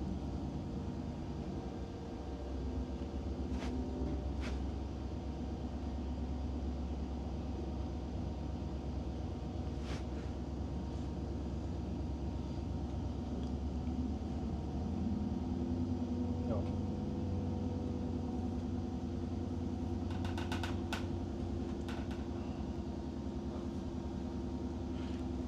So, und das ist auf jeden Fall jetzt gerade der, also für den, 91, Costco Shipping Aquarius. Die 91 hören Sie. 91, die Kollegen sind in kurz auf der Brücke. Wir bedanken uns und wünschen noch eine gute Wache. Und Fairplay 95 auch so. Gute Wache und bis Tage. Ja, das wünsche ich Ihnen auch. Gutes Ausholen gleich. Bis zum nächsten Job. Tschüss. Ja, auch von der 95. Bis zum nächsten Mal, danke. 95, danke. Also was ich gerade sagen wollte, das gerade eben war für den Schlepper, der vorne festmacht, einer von den schwierigeren Parts des Jobs, weil einfach, wo ich am Anfang von gesprochen habe, diese hydrodynamischen Effekte, man wird von dem Schiff teilweise von dem Bug weggedrückt, an einigen Stellen wird man angesaugt. Je schneller das Schiff ist, umso stärker sind diese Effekte. Ja, aber das haben wir ja gemeistert und jetzt sind wir vorne fest. Wir haben unsere Leine so ein bisschen stramm, dass die nicht im Wasser hängt. Davon merkt das Schiff nichts. Also man muss ganz klar sagen, dass teilweise, auch wenn es vielleicht erstmal sich komisch anhört, die Jobs mit kleineren Schiffen, wie zum Beispiel Feeder, wie zum Beispiel die Skalar, für Schlepper wie uns, die viel Kraft haben, oftmals anspruchsvoller sind als die Jobs mit solchen großen Schiffen. Einfach weil wir mit unserer Leistung, die wir haben, doch mal so einen kleinen Feeder verreißen können, wie man so schön sagt. Wovon Mit der Kanonen jetzt, auf Spatzen. Genau, wo jetzt das Seeschiff zum Beispiel gar nichts davon merken würde, wenn wir jetzt plötzlich mal ein bisschen doller ziehen, als wir Ja. sollten. Hier zum Beispiel kann man sehen, das ist die ausgesteckte Länge, die wir quasi 70 Meter 70 jetzt. Meter, genau. Und das ist die Kraft, die gerade auf der Leine wirkt, auf der Winde. 7 Tonnen. Tonnen. Ja. Mhm. Drücken ordentlich nachher. Jo, alles klar, danke fürs Bescheid sagen. Dann lasse ich dich. Wahnsinn, 7 Tonnen. Kann man sich gar nicht vorstellen, obwohl wir gar nicht voll es sind ja gar nicht voll auf Spannung. Ne? Ja. Trotzdem Diese- 7 Tonnen ist schon nicht ohne. Genau, wo wir ganz am Anfang von gesprochen haben, also dieser Schlepper hat etwas über 80 Tonnen Pfahlzug. Pfahlzug ist die Einheit, in der die Kraft des Schleppers gemessen wird. Man kann sich es einfach so vorstellen, der Schlepper wird in ein Hafenbecken gesetzt, wird mit einer Leine auf einem Poller an Land verbunden und dazwischen kommt eine Waage. Und dann heißt es ziehen. So Das doll- wird wirklich so, das wird gemacht, so genau. gemessen. Und dann kommt da eine Tonnenzahl bei raus. Ja. Und zum Größenvergleich, also wir haben auch Schlepper in der Flotte, die etwas älter sind, die haben knapp unter 30 Tonnen Fahrzug. Also von daher, wir sind schon gut bestückt, würde ich sagen. Natürlich im Vergleich zu der Nordic trotzdem noch schwach. Ich glaube, die Nordic hat etwas über 200 Tonnen Pfahlzug. Ja gut, die ist aber auch ein paar Mal so groß. Ein paar Mal ne? so groß. Und hat natürlich auch mit anderen Aufgaben zu kämpfen. Ne? Die assistiert keine Schiffe, die hat einen viel größeren Schleppdraht an Bord, über Ja. 1000 Meter. Der Schleppdraht ist also Armdick. der ist armdick, also und das ist ja wirklich ein Draht. Also Genau. hier sprechen wir, also ihr nennt das zwar Schleppdraht, aber es ist ja kein Draht in Genau, dem das ist Sinne. eine Kunstfaserleine, die ummantelt ist mit einem Schutz. Also das, was wir jetzt hier sehen, ist nur der Schutz, der um der Leine selber gewickelt ist, um halt an Stellen, weil man sieht das ja, bei uns ist eine Stelle, wo die Leine quasi den Schiffskörper berührt im Schleppbock, aber auch bei dem Schiff da oben. Die Klüse, wo unsere Leine durchgeht, die hat ja auch, die wirkt sich auch auf die Schleppleine aus. Sprich, da kann es auch mal zu Beschädigungen kommen. Und man sagt, so bummelig, dass eine Schleppleine, die wir an Bord haben, damit machen wir so circa 1000 Jobs. Und es ist aber im Prinzip auch wirklich eine Leine, obwohl ihr das Schleppdraht nennt, und auf der Nordic ist halt richtig Stahldraht. Metall, richtig Stahldraht. Genau. Also das ist wirklich, und armdick. Ja, hat hier tatsächlich mehrere Gründe, warum im Hafenschlepperbereich überwiegend nur noch auf diese Kunstfaserleine gesetzt wird. Punkt 1, wenn wir zum Beispiel mit LNG-Schiffen arbeiten. Ein Stahldraht, der da durch die Klüse geht, Funken schlagen. kann auch im Funken schlagen. Ah, Mann. Stimmt, und LNG ist ja mittlerweile auch ein größeres Thema. Wir haben ja jetzt das LNG-Terminal Genau. in der Nähe von Brunsbüttel. Und da übernimmt Fairplay ja auch Jobs, habe ich letztens Genau, mitbekommen. nicht ne? nur da. Fairplay hat den Zuschlag bekommen für alle Terminals an der Nordseeküste, sprich Wilhelmshaven 1 und 2, Brunsbüttel und Stade, für alle auf- und abgehenden Tanker. Und das sind auch schon echt fette Dinger, die Tanker, Das die da sind teilweise fette Dinger. kommen. Ne? Also das sind ausschließlich Jobs, wo wir mit 4 großen Schleppern arbeiten. Und auch dafür, wie gesagt, muss man auch daran denken. Ja. Und man darf natürlich auch nicht vergessen, jetzt diese Leine wurde auf diesem Seeschiff mit einer Winde hochgezogen. Aber es gibt auch Schiffe, da wird die noch mit Hand hochgezogen. Und Das wiegt. muss ich mal so sagen, also wäre das jetzt ein Schleppdraht, da braucht man aber ein paar gute Respekt. Jungs und Mädels an Bord, die ein bisschen gut gefrühstückt haben. Ne? Das mache ich glatt. So, dann die Reformierten für die Cosco Shipping Die Meter Aquarius. 9,75, Ja, schönen guten Nachmittag. Fairplay 95, als erster Mann, 75. vorne schon fest. 95 fest, moin, Jünger Albrecht hier. Moin, Herr Jünger, die Fairplay 91 ist 8 mit dem Fest. Und die 91. Alles klar. Bleiben wir mal hier, ich suche mir gleich. Sind Sie zufällig für die Schlepper hier von dem Virgo kriegen? 3 und 4? Die Spirit kommt noch mit dazu. So, ich stelle euch nochmal hin, denn ich möchte nochmal 2, 3 Fotos machen vom Philipp in Action. Ja, Sie können da auf uns warten, davor. Aber wir haben ja noch genug Zeit, Die Aquarius nochmal. dass ich euch hier mal kurz abstellen kann. Nee, da ist nur vorne die zweite Containerbrücke abgetoppt, sonst ist die ganze Kreis frei. Eine Brücke ist rund. Ja, 25, danke. Ja, auf die Tote daher. Ich muss mal ein Foto so aus deiner Perspektive selbstverständlich. machen. Hier, ja.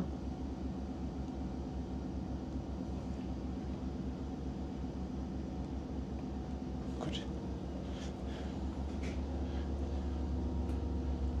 Ja, echt beeindruckend. Also,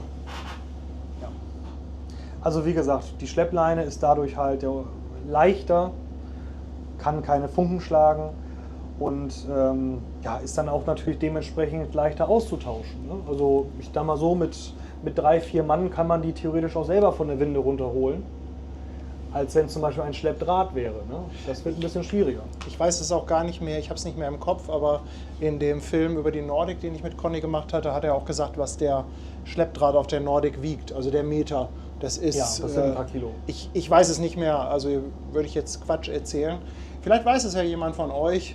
Bei uns im Chat sind ja dann doch immer viele Leute, die uns mit Wissen unterstützen. Ja, und jetzt sind wir auf der Höhe der Virgo hier.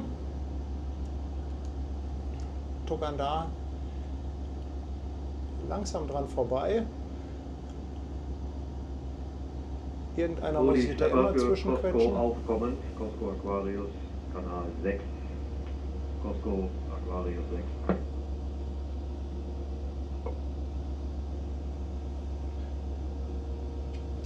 Die Fairplay 95, als erster Mann auf 6, Henke an Bord. Moin nochmal. Ja, moin Henke. Die 91, Kanal 6, Kapitän Motlow hier, moin.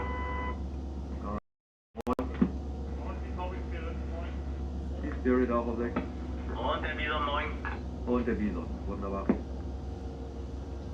Ja, das waren jetzt die beiden Hafenlotsen. Die haben die Streckenlotsen, also die Elblotsen, abgelöst. Auf dieser Größe von Seeschiff sind immer 2 Lotsen an Bord. Einfach damit auf jeder Seite einer stehen kann, weil einfach der Überblick nicht mehr da ist, wie auf kleineren Schiffen. Und die haben jetzt einmal Kontakt aufgenommen zu allen Schleppern. Also wir kriegen ja nochmal 2 Schlepper dazu zum Druck. Und dann stellt man sich da kurz vor, damit die Lotsen auch wissen, wer da an Bord ist. Und dann normalerweise würde danach dann der Lotse die Schlepper einteilen. Sprich, dann heißt es, der geht dahin, du gehst dahin, der geht dahin und die beiden oder der und der kommt zum Drücken. In dem Fall sind wir ja schon fest, bevor der Lotse an Bord kam, und die 91 ist 8 dann ja schon fest als Escort-Schlepper. Und die beiden anderen Schlepper, die sollen jetzt etwas weiter im Hafen auf uns warten, weil die vermutlich nur drücken. Und jetzt gab es auch einen eigenen Kanal auf dem Funk dafür, ganz Genau. einfach, damit da kein anderes Gequatsche drauf Genau, ist. vorher waren wir auf Kanal 74, das ist ja, was ich vorhin sagte, dieser Sabbelkanal, wo jeder alles abspricht mit allen anderen Fahrzeugen, die hier im Hafen unterwegs sind. Und einfach, um die nicht zu stören und aber auch selber für unser Manöver Ruhe zu haben auf dem Funkkanal, wurde dann ein Kanal ausgesucht, der frei ist, der gerade nicht belegt ist. Weil es ist einfach Fakt, dass bestes Beispiel auch mit unseren Nummern in den Schleppernamen, da kann man dann auch schon mal durcheinander kommen. Oder man versteht das nicht vernünftig. Oder der Lotse ruft die 96, ich verstehe aber 95. Und ich mache was ganz anderes. Das ist auch der Grund, warum im Manöver selber ich oder der Schlepper immer das Kommando des Lotsen noch einmal wiederholt, damit Unklarheiten gar nicht entstehen können. Weil wenn der Lotse sagt, Fairplay 96, tau mal quer, ich verstehe aber 95 und ich wiederhole dann Fairplay 95 quer, dann sagt der Lotse natürlich, nein, nein, nein, stopp, stopp, stopp, 96 meine ich. Wenn ich das nicht bestätigen würde, sondern einfach machen würde, dann, dann kann es halt auch gefährlich werden.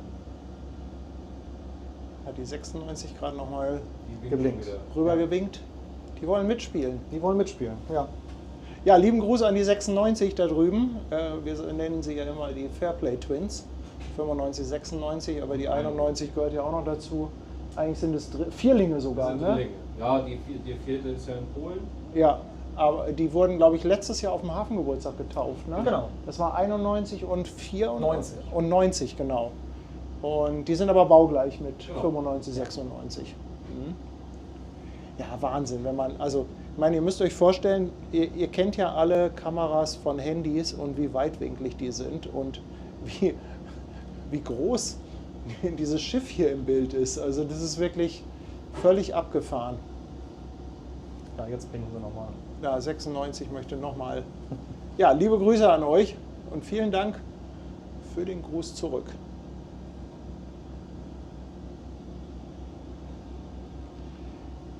Ja, einige fragen auch manches Mal, vielleicht ist das auch interessant, die Länge der Leine, die wir ausstecken. Ja, das ist eine interessante Die Frage. 91, da kommt dann nochmal einer mehr. Das ist tatsächlich Das ist super, besten Dank für die Info. ein bisschen Gefühlssache und ein Erfahrungswert. Mal so zur Info, haben Sie das gemerkt, dass wir zweimal gestoppt und wieder angesetzt haben? Nö, haben wir nicht gemerkt. Also ich habe nur meine Geschwindigkeit gesehen, aber ist kein Problem. Also für uns alles. Ich muss manchmal kurz abbrechen und einmal kurz zuhören, also nicht wundern, wenn ich Alles nichts gut. mehr sage. Haben wir Verständnis für.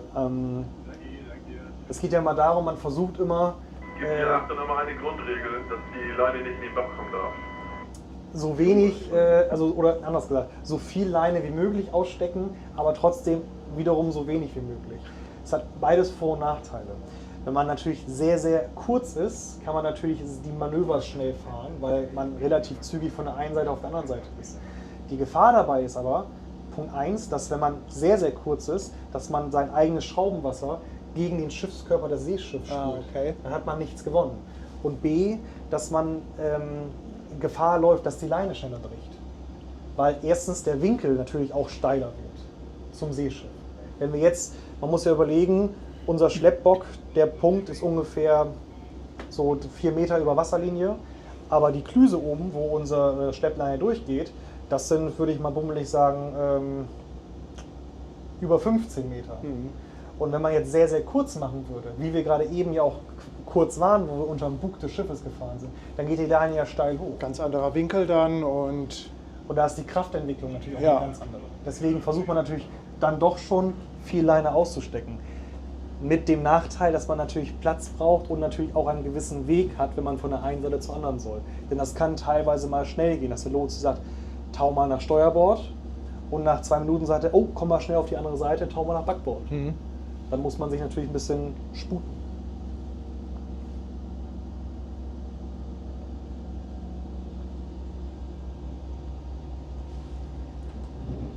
ja, mega. Vielen, vielen Dank. Also da könnt ihr mal einen kleinen Applaus raushauen, dass Philipp hier alleine von sich aus erklärt. Also ich finde, er macht das richtig gut. Danke. Ja. Aber auch natürlich an Nils, der die ganze Zeit hier steht. Ja. Ich begleite euch im Hintergrund. Nils wacht von hinten. Ja, nee, aber wir haben uns ja im Vorfeld schon ein bisschen unterhalten. Ich war ja etwas eher an Bord.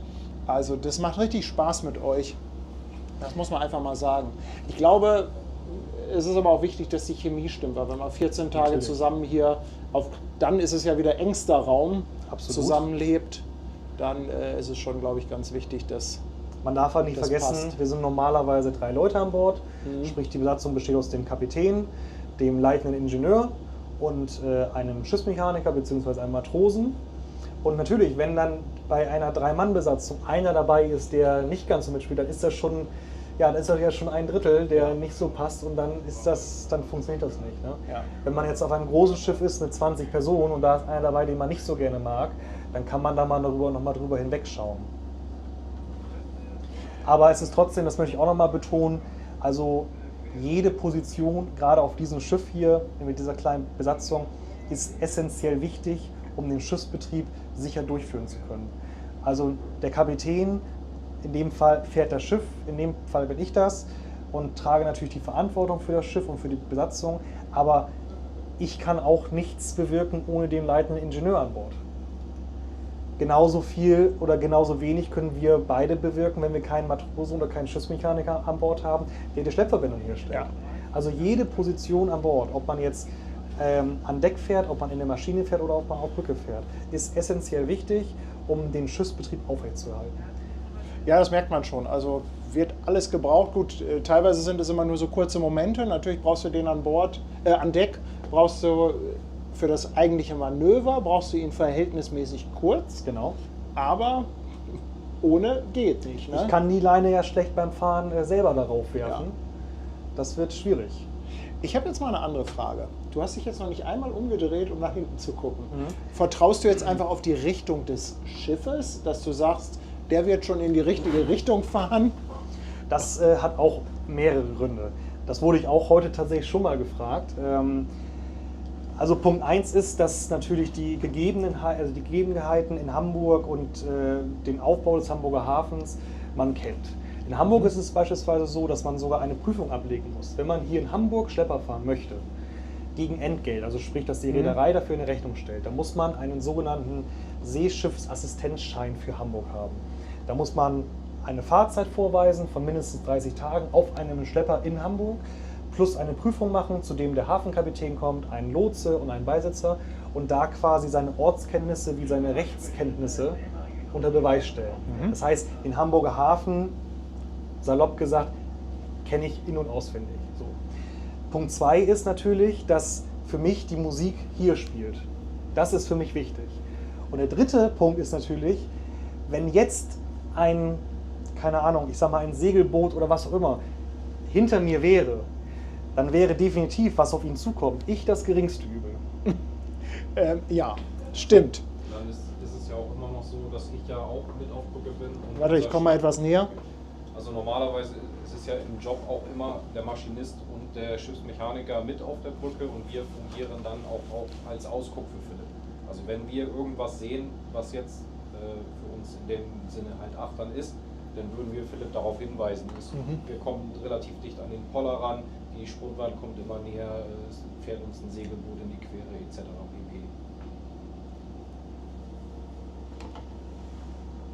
Ja.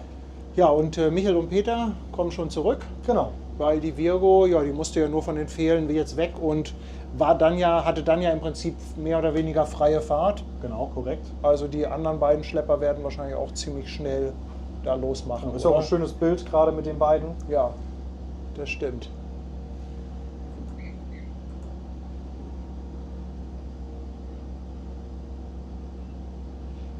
Und irgendeine Hafenfähre möchte sich auch immer mit ins Bild quetschen. Genau, die sind immer mit dabei.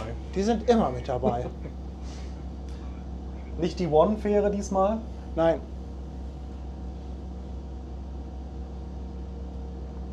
Was vielleicht auch noch interessant ist, ich habe vorhin ja noch einen Knopf hier gedrückt. Auf diesem Tableau, da habe ich ja am Anfang erzählt, dass ich da unsere Positionslaternen einschalte. Und sobald wir schleppen oder eine Leineverbindung zum anderen Schiff haben, ändert die sich ein bisschen. Da kommen 2 Laternen dazu, 2 Lampen, damit auch andere Schiffe ohne, auch im Dunkeln, sofort erkennen können, oh, das ist ein Schiff, das gerade etwas schleppt. Ach, guck mal, die Ja, da kannst du machen aber wirklich ein schönes Bild Genau. hier, oder? Die beiden. Da muss ich aber nochmal kannst du hier. gerne mal rausgehen.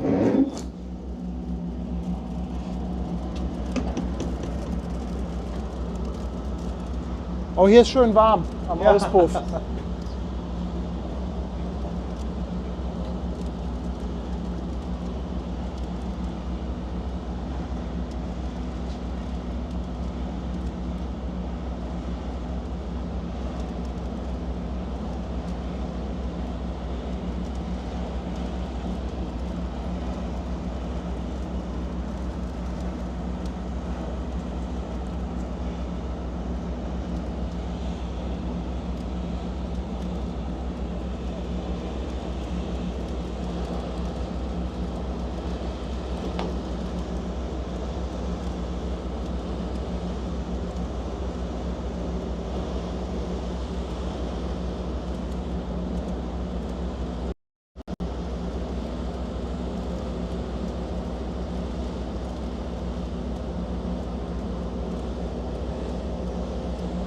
Er winkt sogar rüber. Sehr schön. Ja, lieben Gruß an euch. Michael winkt auch.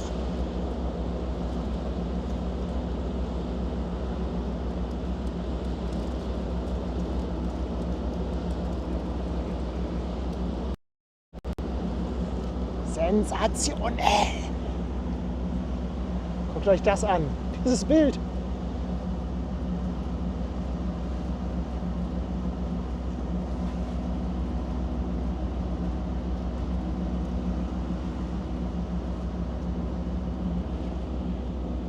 Muss mal mit meinem zweiten Handy noch ein paar Bilder machen.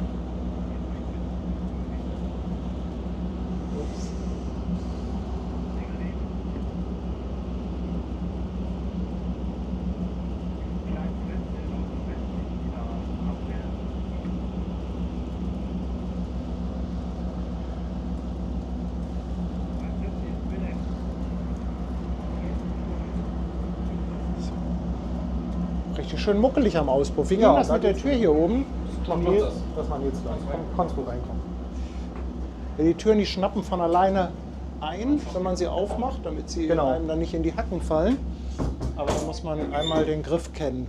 Einer von den großen Unfallrisikos an Bord, dass die Türen bzw. Schotten, wie Seeleute sagen, zufallen. Und die sind ja meistens auch Stahl oder aus schwerem Metall. Die sind schwer, ja. Wenn man dann natürlich gerade seine Hand dort hat und die zufällt, nicht zu empfehlen. Ja, oder auch Fuß sehr gerne, weil Auch das, normalerweise genau, mit einem sind, Bein raus. ja, man sieht das ja hier, man hat halt immer so eine Stufe bei den Schotten. Also es ist nie so, dass die ebenerdig öffnen. Genau. Wir wollen noch Vokabeltraining machen. Das ist die sogenannte Sölkante. Söl? Sölkante. Söl oder Sühl? Syl. Söl. Eine Sölkante. Ja, cool. Die Sölkante. Und vielleicht noch zu erwähnen, zu den beiden Schleppern, die wir gerade gesehen haben, Peter und Michel. Die gehören zu der Reederei P&A, Peters und Albers. Auch eine sehr traditionsreiche und sehr, sehr alte Reederei aus Hamburg. Und die fährt ausschließlich für Fairplay. Das heißt, die werden über eure Einsatzzentrale mit Genau. gemanagt quasi. Eingechartert. Also die sind quasi Teil des Teams, gehören nur nicht Fairplay selber, sondern sind dazu. Ja, Charter ist ja im Prinzip Mieten. Ne? Genau. Das hat unterschiedliche Gründe.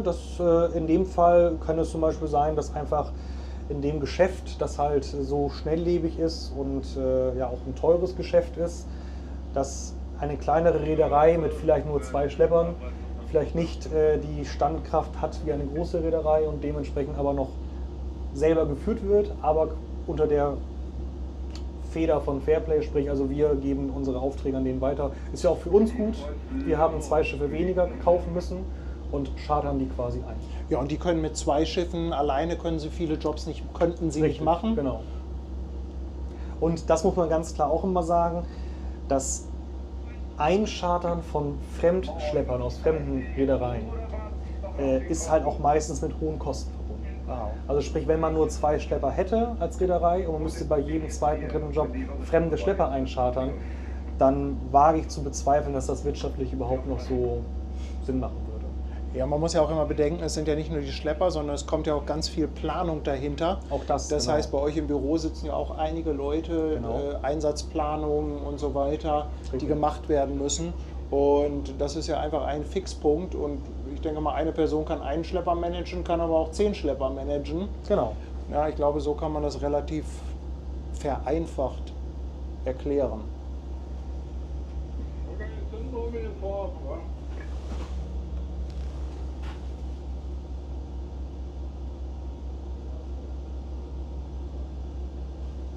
Und man darf halt auch nicht vergessen, ich meine jetzt, es ist ein bisschen Wind, aber die Sichtverhältnisse sind gut. Das sieht alles ganz entspannt aus. Ne? Also, aber man kann natürlich auch es haben, dass man starke Nebel hat. Und ich kann es nur so sagen, jetzt bei dem Job, den wir gerade machen, bei starkem Nebel, wo man das Schiff nicht mal sieht, vorne unterm Bug drunter durchzufahren, ist nicht unbedingt angenehm. Ja, das kann ich mir vorstellen. Das sorgt auf jeden Fall für Ja. Anspannung. Also wir hatten einen Stream, da waren wir hinten am Oswaldkai, wo die Autofähren hinkamen. Und da innerhalb von 10, 15 Minuten kam ein Nebel auf, wo du fast die eigene Hand nicht mehr vor Augen Ja. gesehen hast. Und das war echt spooky. Also Was ja auch wieder Grund ist für diese Befähigung, die man braucht, um in Hamburg Schlepper zu fahren. Ja. Einfach um auch dann bei schlechten Sicht- und Witterungsverhältnissen sich auszukennen und ja, auch wenn der Lotse einem das mal Kommando gibt, wo man hin möchte, nicht erst nachzufragen, ja, wo ist das denn überhaupt, sondern man muss direkt wissen, wo es lang geht. Man kennt natürlich, je nachdem, wie lange man dann schon hier in Hamburg unterwegs ist, kann man sich auch schon ungefähr ausrechnen, wie das Manöver ablaufen wird. Es kommt auch häufiger vor, dass wenn der Lotse zu mir sagt, er will nachher über Steuerbord drehen, dass ich dann schon mich Steuerbord klarlege, obwohl der Lotse noch gar nichts gesagt hat. So. Weil ich weiß, okay, das ist mein nächstes Manöver, das muss so kommen. Costco Shipping Aquarius für die W37. Genau, jetzt gerade eben hier, kann man auch noch mal hören, ich mache es noch ein bisschen lauter. Der hat gerade das Wasserschutzpolizeiboot gerufen, unser Aquarius. Weil bei diesen Schiffsgrößen wird ja beim Drehen die komplette Elbe quasi, ja, die ist dann dicht. Und in dem Fall wird die Elbe wirklich offiziell von der Wasserschutzpolizei gesperrt für den weiteren Schiffsverkehr. obwohl es auch da immer wieder jemanden gibt, der da noch durchhuscht. Ne? Ach ja, oh Nils, Mensch, du bist klasse. Ja, das war mein Wasser, Dankeschön, ich muss mal einen Schluck trinken. Also es gibt doch immer einen, der durchhuscht, beziehungsweise, ich weiß nicht, die Fähren sind auch oft so, dass sie trotz der Sperre da durch, ist es einfach, weil die das Gebiet kennen, die den Ablauf kennen oder... Muss tatsächlich von der Wasserschutz bzw. von dem Lotsen genehmigt werden. Also die fragen über Funk nach, okay. ne, kann die, wir gönnen noch kurz im Norden vorbei oder so. Ja. Und dann sagt der Lotse meistens, ja komm, klar, husch vorbei. Gut, die wissen dann auch, mit denen können wir es machen oder die, Genau. ne, die kennen das Gebiet, die können da schnell durchhuschen. Genau. Oder auch wir Schlepper teilweise. Also wenn wir zum nächsten Auftrag müssen und ein Seeschiff kommt von See, ist das natürlich schwierig für uns zu sagen, auch dann warten wir jetzt eine halbe Stunde, bis die Elbe wieder befahrbar ist. Dann können wir auch, ich sag mal, nah am sogenannten Tonnenstrich vorbeihuschen. Ich musste mal kurz ein bisschen Akku an den Gimbal geben, aber jetzt läuft das hier wieder alles. Ja, und jetzt sind wir auch schon wieder auf Höhe vom Bubendei-Ufer. Da hinten sieht man sogar ein bisschen schönes Wetter. Es sollte auch heute Abend besser werden. Ja, ich bin mal gespannt. Die AIDA Luna liegt ja auch noch in Altona. Höchstwahrscheinlich wird es so sein, dass die darauf wartet, dass wir vorbeiziehen. Die sollte 18 Uhr auslaufen. Wir haben jetzt 18:05 Uhr. Ich weiß gar nicht. Ach, wenn ich nach da hinten schaue, ja, die liegt da noch. Also, ich weiß nicht, ob von euch jemand eine Info hat, was mit der AIDA ist, aber die, glaube ich, tut gut daran, wenn sie darauf wartet, dass wir da erst vorbeiziehen, weil die liegt nämlich auch so, dass sie auf jeden Fall noch drehen muss. Genau. Und das wird dann in der Tat ein bisschen eng. Ja. Die wird definitiv warten. Ja. Wir haben jetzt auch schon einen guten Weg geschafft. Wir sind jetzt ja auch schon in Höhe des Parkhafens. Ach, guck mal, da kann ich jetzt einmal die Arne Maersk zeigen. Die das sieht man geht. da hinten. Kann man einmal durchführen. Einmal Ganz reinzoomen. hinten noch, genau. Da hinten liegt sie drin. Kleinen Tacken zu spät.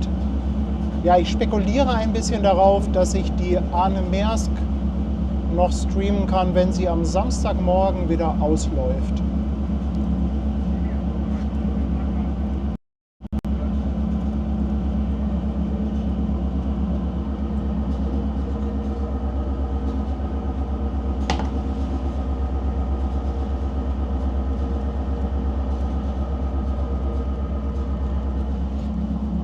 Hier ist eine interessante Frage. Ist die komplette Elbe dann gesperrt oder nur das Fahrwasser? Also könnte man mit einem kleinen Sportboot außen an den Tonnen vorbei? Weißt du das oder muss man sich da auch eine Genehmigung holen? Die komplette Elbe ist dann von der Wasserschutzpolizei für diesen Bereich gesperrt. Also ich denke mal, wenn man jetzt so ein kleines Schlauchboot hat und man würde Außenkante quasi außerhalb des Tonnenstrichs vorbeifahren, da würde keiner was sagen. So ein Stand-Up-Paddler. Genau, das wird jetzt nicht drauf ankommen, wobei auch das gefährlich werden kann, keine Frage. Ich finde das sowieso faszinierend. Hier sind Paddler, im Sommer Stand-Up-Paddler unterwegs, Kajakfahrer, also Man darf halt nicht vergessen, also die Strömung, die hier in Hamburg setzt, alleine von Flut und Ebbe, aber natürlich auch von Ansogeffekte von den Seeschiffen, die vorbeifahren, das ist natürlich gefährlich. Und wir werden das auch gleich sehen, wenn wir gleich das Drehmanöver vor dem Vorhafen starten, auch wie nah wir zum Ufer kommen. Ja. Also viel Platz ist da nicht mehr, dass da noch jemand durchhuschen kann. Das muss dann schon wirklich abgesprochen sein. ja, und dann ist es halt einfach auch gut, dass man den Rücken freigehalten hat, dass, ne, wenn du dann zur Seite ausscherst oder rüberfährst, ne, wenn du da noch immer gucken müsstest. Ja. Also ich sag mal ganz, ganz einfach, also wenn jetzt man dann mit einem Schlauchboot kollidieren würde, ich würde davon nicht ganz so viel merken. Der andere hätte definitiv das Nachsehen. Ja. Aber das möchte man natürlich auch Nee, keinen natürlich Fall. nicht.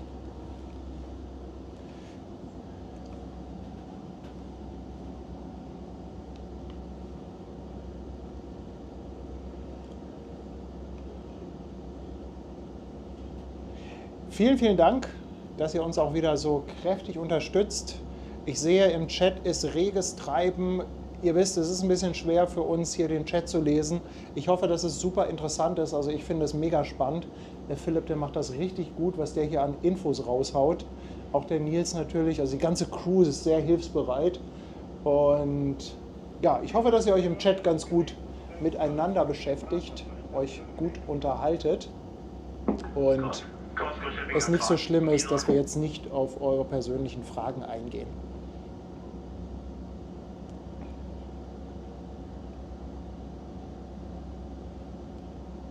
Es wurde sich beschwert, dass dein Instagram-Profil auf privat ist.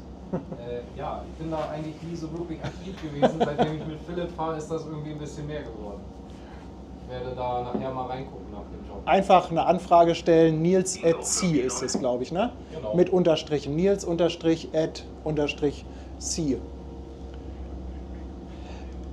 Ja, und ich mag ja die ganzen Instagram-Accounts von den Leuten, die hier im Hafen unterwegs sind, weil das einfach, ja, das sind so echte Bilder. Die machen sie einfach während der Arbeit, die machen sie nicht, um jetzt irgendwie bei Instagram irgendwas zu erreichen. Und deshalb empfehlen wir diese ganzen Accounts auch immer so super gerne.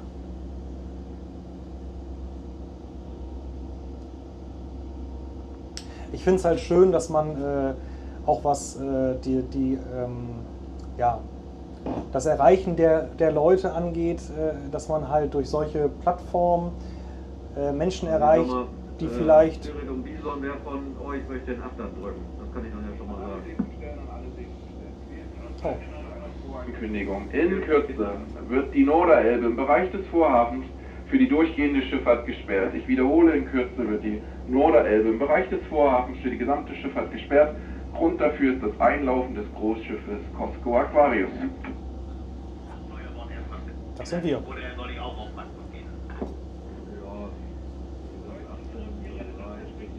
Es ist halt schön, wenn dieses Geschäft und die Arbeit hier ein bisschen mehr publik kommt. Deswegen finde ich das persönlich wichtig, deswegen setze ich mich und Nils auch, setzen wir uns dafür ein, dass das ein bisschen mehr Leute auf dem Schirm haben. Ich finde das toll. Also ich habe auch unter dem Stream, da gibt es ja immer so einen Beschreibungstext, da habe ich auf jeden Fall auch Fairplay und Philipp verlinkt. Nils hatte ich leider vergessen, darum habe ich den Account nochmal genannt. Nils@C. Folgt den Jungs einfach. Aber wir teilen auch immer wieder Stories, also auch von den anderen. Also es sind ja einige unterwegs bei Fairplay, die immer wieder bei Instagram was posten. Genau, Und wir markieren die anderen immer genau, fleißig mit, dann kann man da auch hinterher folgen. wird immer lustig kreuz und quer markiert. Costco auf 6. Costco Aquarius. Und ruckzuck sind halt 2 Wochen um und es ist wieder eine andere Crew an Bord. Ja, ich bleibe so ein bisschen in Süden. Ich denke, bis zum Vorab soll ich vorbei sein. Ja. Was man tatsächlich definitiv behaupten kann bezüglich der Arbeit hier und diesem 14-Tage-Rhythmus, wenn man was mit Schifffahrt machen möchte, wenn man zur See fahren möchte, weil auch unsere Offshore-Schlepper gehen größtenteils 14 Tage an Bord, 14 Tage zu Hause, dann ist das definitiv die familienfreundlichste Alternative, die man hat in der Seeschifffahrt. Also du hast es ja selber erlebt auf der Skalar, der Kapitän André, der ist ja definitiv mindestens 3 Monate an Bord. Wobei der bei der Tour noch das große Glück hatte, dass er immer nach Bremerhaven und Hamburg gekommen ist. Ja. Deshalb auch seine Freundin gesehen hat. Genau. Aber jetzt aktuell hat er Ja, das dann Schiff Mittelmeer, gewechselt, ne? ist jetzt Ja, im der Mittelmeer Anker unterwegs. vor Ne? Alexandria. Genau, der war auch eben im Chat. Also liebe Grüße auch an André. Vielen Dank, dass du hier auch immer mal wieder in den Chat reinschaust. Ich weiß nicht, ob du jetzt noch zuguckst, aber auf jeden Fall ganz, ganz liebe Grüße. Ja, und ich habe dich jetzt leider unterbrochen, aber das ist im Prinzip hier eine relativ familienfreundliche Seefahrt. Genau. Nils beispielsweise hat vorher bei AIDA gearbeitet. Und ja, deine Einsätze dort waren auf jeden Fall länger. Ja, damals, ich weiß nicht, wie es heutzutage ist, ist auch schon ein bisschen länger her, dass ich da war. Damals bin ich 4 Monate gefahren, war 2 Monate zu Hause. Und jetzt mittlerweile mit 3 Kindern ist das doch schon schöner mit 14, muss ich sagen. Das ist ein überschaubarer Zeitraum. Wohnst du auch hier im Norden? Also ich wohne in Kiel und jetzt zum Beispiel Ostersonntag kommt meine Familie mich hier ja an Bord zu. Wollte ich gerade sagen, das ist dann ja durchaus machbar, dass die Genau. mal schnell rüberkommen. Und auch wenn ihr natürlich im Prinzip 24 Stunden im Einsatz seid, gibt es ja doch gewisse Ruhezeiten, Genau. die auch teilweise so ein bisschen planbar sind. Ne? Und dann kann man auch mal sagen, kommt Besuch vorbei.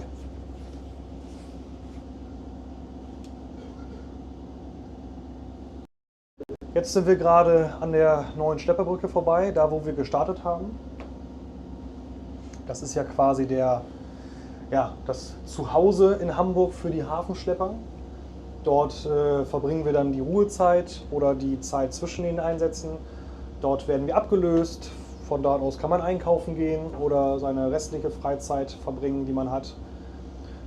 Und Aktuell kein Fairplay-Schlepper da. alle im Einsatz. Alle im Bis Einsatz. auf die beiden Bis Peters auf und Albers Michel Schlepper. und Peter.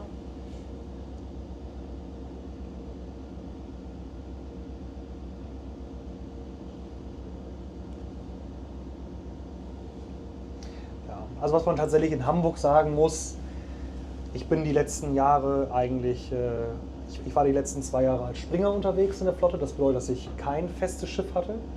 In dieser Zeit bin ich überall gefahren, ob das Offshore war, ob das Bremen, Bremerhaven, Wilhelmshaven war und Hamburg. Kann ich behaupten, dass Hamburg auf jeden Fall eines der schöneren Häfen ist, um Schlepper zu fahren. Man ist mittendrin, man fährt hier tagtäglich die Skyline quasi rauf und runter. Man macht hier öfter mal eine Hafenrundfahrt, wo andere 75 € für zahlen. Die Touristen, sag ich mal so. Und das wird auch nicht langweilig, das kann ich definitiv so sagen. Aber ich glaube, das wissen auch unsere Zuschauer zu schätzen. Das macht halt die Streams hier so abwechslungsreich. Du kannst dich Natürlich. hier halt wirklich ans Ufer stellen. Du hast auf der anderen Seite immer etwas im Hintergrund, was mit Hafen zu tun hat. Du kannst hier kreuz und quer rüber filmen. Du bist teilweise sehr dicht dran. Es gibt hier Standorte, also für alle Schiffsbegeisterten. Also wenn ich alleine mal Waltershof nehme, wenn man da ganz am Ende steht, dann Genau. kommt man so dicht dran an die Ja. Schiffe. Aber auch hier, wenn man jetzt, sag ich mal, einfach hier jetzt am Dockland ist, da fahren wir ja gerade dran vorbei. Hier liegt die AIDA. Da hatten wir letztes Mal unsere Pirouette mit dem Genau. Typhon. Das Die war ja Begegnung. direkt hier. Also es gibt, glaube ich, wenige Häfen, die so guckfreundlich sind, sage ich mal. Also so zuguckfreundlich. Denn das ist halt auch der Punkt, die Häfen werden immer größer und werden dadurch natürlich auch immer mehr nach außen verlagert. Also vor die Städte. An alle Seefenstellen, an alle Seefenstellen. Jetzt kommen wir mal hier 37. Mit sofortiger Wirkung ist die Norderelbe im Bereich des Vorhafens gesperrt. Ich wiederhole. Die Norderelbe ist im Bereich des Vorhafens mit sofortiger Wirkung gesperrt. Grund dafür ist das Einlaufen des Großschiffes Cosco Aquarius. Ja, und wir, was du ja auch schon so schön sagtest, wir arbeiten ja tatsächlich 24/7. Das heißt, es geht manchmal morgens um 2 los oder erst um 10 am Vormittag oder erst um 16 Uhr. Das ist aber auch das, was den Job automatisch natürlich gleich auch ein bisschen anspruchsvoller macht. Also man hat ja gerade gesehen, dass wir in einem Gefahrenbereich arbeiten Und wenn ich sag mal, es morgens um 2 klingelt das Telefon und man fährt zum Einsatz und man muss dann solche Jobs machen, wo man so konzentriert sein muss, umso anspruchsvoller wird es. Es ist nicht immer Sonnenschein und nachmittags 17:30 Uhr, wo man dann schön nach Kaffee und Kuchen dann sich auf den Weg macht und zum Schiff fährt. Da brauchst du morgens immer einen guten Kaffee. Genau. Aber da haben wir jetzt ja einen sehr guten Kaffee von euch bekommen.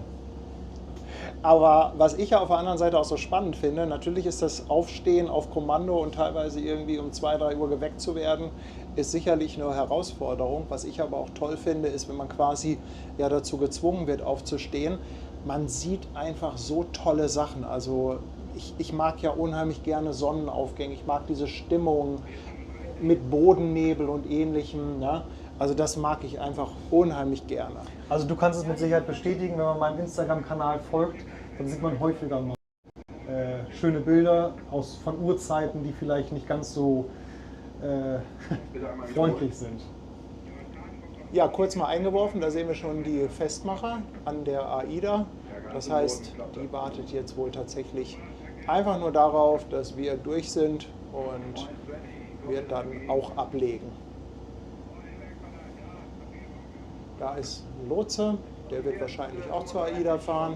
Daneben die Princess, auch ein alter Bekannter. So, jetzt geht das Manöver auch langsam los.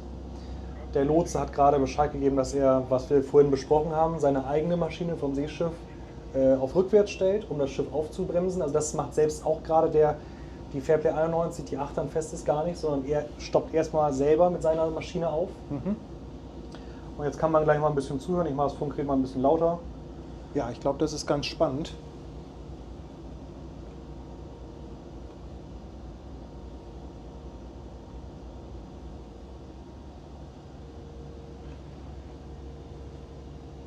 Wenn das Seeschiff natürlich aufstoppt oder der Schlepper Achtern das Schiff bremsen soll, dann versuche ich natürlich immer, dass unsere Leine durchhängt. Weil sonst arbeiten die Kräfte ja gegeneinander. Das wäre ja kontraproduktiv. Und man merkt auch hier an unserer Geschwindigkeitsanzeige, wir machen jetzt, da steht minus 5,5, weil wir rückwärts fahren. Auf die Bremse. Und Bremse, voll. Ja, bitte. So, und jetzt soll die 91 Achtern das Schiff Ein bisschen aushelfen. nochmal aufstoppen weiter. Genau. Ja, ich hatte mit dem abgesprochen. Ich bleibe ganz in den Nord. Und bevor es dreht, bin ich hier weg. Das hatte ich abgesprochen. Alles klar, vielen Dank. Das hatten wir nicht mit. Vielen Dank.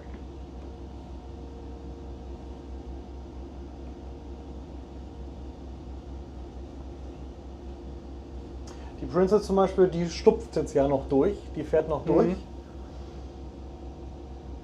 Haben wir nicht mitbekommen, wurde bestimmt aber auch mit dem Lotsen abgesprochen. Aber da wir momentan das Drehmanöver noch nicht angesetzt haben, spricht da erstmal auch nichts gegen. Und die Spirit ist Achtern Maxwort angelegt. Jo, danke. Da spielt mit Sicherheit auch eine Rolle, dass diejenigen, so wie auf der Princess, einfach wissen, wie es hier im Hafen läuft. Natürlich. Und die Also, Erfahrung haben, ne? Die fahren hier tagtäglich rum. das ist natürlich, das wirkt natürlich alles sehr aufregend, sehr besonders. Aber auch das ist eine Frage, die mir heute gestellt worden ist, ob ich großartig nervös bin vor solchen Geschichten. Man darf zwar nicht den Respekt davor verlieren, vor dem, was man macht. Das kann dazu führen, dass man einen Fehler macht. Aber natürlich, die Angst davor ist nicht mehr da. Ne? Also, beziehungsweise Angst davor sollte man nicht haben. Man macht, das ist ja dann doch ein alltäglicher Job. Also das, was wir jetzt gerade hier durchführen, bis auf der große Faktor, dass wir halt so weit dem Schiff entgegenfahren, ist ein ganz gewöhnlicher Hafenjob, den wir machen. Und da spielt das für uns gar nicht so eine große Rolle, ob das Schiff 400 Meter lang ist oder 360 oder 300 Meter lang. Das ist erstmal egal. Die Sonne ist auch vorne, Steuerbord klar zum Druck. Okay, danke. So, das sind die beiden Druckschlepper. Die sind an Steuerbordseite fest oder dran und klar zum Drücken. Die haben sich klar gemeldet. Den einen sehen wir ja hier auch. Genau. Die 95 legt sich Backbord klar. 95 legt sich Backbord klar. So, das sind wir. Er hat jetzt nicht Die gesagt, 91 4 Backbord. 91 4 Backbord voll. wir sollen uns jetzt klarlegen, dass wir gleich bereit sind, das Schiff zu drehen über Backbord. Wir sollen erstmal noch nicht tauen, aber wir sollen uns erstmal klarlegen, dass wir gleich relativ zügig ja, anfangen können, sobald er uns braucht. 95, Backbord klar. Jo, danke. Jetzt wird das noch mit dem Sonnenuntergang garniert hier. 95 halbe. Halbe Backbord 95. So, das sind wir und jetzt fangen wir an mitzuspielen. Halbe heißt Und halbe Kraft. Halbe Kraft, Bison genau. vorne, ne? Bison drückt mal voll. Bison, voller Druck. Jo, danke. Und Spirit auch mal vollen Druck. Spirit voll.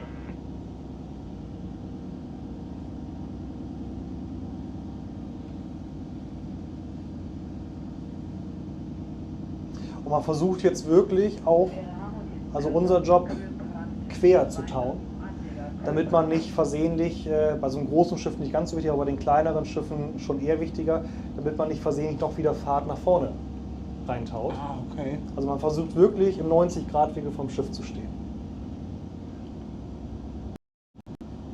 Und das, was ich gerade eben 91 Backbord quer. versucht habe zu erzählen, Backbord quer voll. man merkt ja jetzt schon, dass unser Schraubenwasser eigentlich gegen das Schiff prallt. Ja, Das sieht man ja, das kann man ja deutlich erkennen. Wird ordentlich aufgewirbelt hier. Wenn wir jetzt noch kürzer wären, dann wäre der Effekt von unserem Tauen würde weniger werden. Da würde das Wasser quasi dagegen drücken. Wieder abprallen, genau. Ja. Bison Stopp.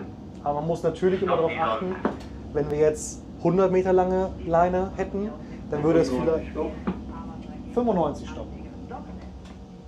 Dann würde es vielleicht irgendwann nach 8 dann eng werden zum Land. Ja? So, und die 91, nee, Nummer 8 dann 91, genau. Wäre auch voll dann Backbord, ne? Ja, genau, wir haben 83 Tonnen auf Uhr gerade. Schön.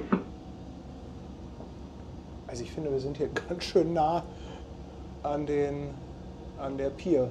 Von Ja, Lohn anders und kriegt man Voss. es nicht hin. Also es gibt in Hamburg Der Bison kommt auch noch vielleicht nach. quasi Drehkreise, heißt das, im Hafen verteilt, wo man wirklich, Oder wohl lassen. ne, also dass man wirklich weiß, wie viel Meter habe ich hier, um ein Schiff zu drehen. Ja. Müssen wir durch. 14 Meter. Aber Philipp, das hast du doch inszeniert jetzt hier mit dem Sonnenuntergang, oder? Das habe ich bestellt, genau. Ja, vielen Dank an die Einsatzzentrale.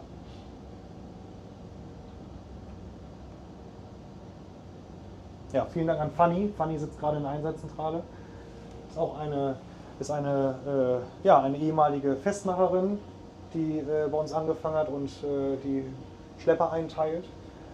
Also auch da der Anteil von weiblichen Mitarbeitern in der Schifffahrt, der wächst auf jeden Fall. Ob an Bord, wie aber auch im Büro. Als wir mit der Skalar letztens festgemacht haben am Burchard Kai, war auch eine weibliche Kollegin bei den Festmachern. Hier sieht man auch ja zum Beispiel sehr gut das Wasserschutzpolizeiboot mit Blaulicht. Ich weiß nicht, ob man das... Ja, doch, ich glaube, das sieht man. Hier bitte. Heiko, sag mal, kommt doch noch einer von euch oder kann ich wieder gleich hinlegen und mich dann fertig machen? Du kannst dich fertig machen. Alles klar, dann gehe ich in die Tränke. Alles klar, schönen Feierabend. Dir auch, danke. Ja, Wahnsinn. Also, wie viele Leute hier zuschauen, das ist echt abgefahren. Aber ich glaube, mit so einem Schleppermanöver treffen wir wohl schon das richtige Thema. Da treffen wir voll ins Herz. Ich finde es selber total spannend. Also, irgendwann muss ich auch noch mal mitfahren, einfach ohne Kamera, um das mal komplett einfach zu genießen. Ja, du bist jederzeit herzlich eingeladen. Irgendwann muss ich das mal machen. Handelt es sich bei der Marsmond um das Schiff, was die Kantikbrüste berührt hat? Kannst du das noch sagen? Gab es eine Kollision zwischen der Marsmond und der Pazifikbrücke?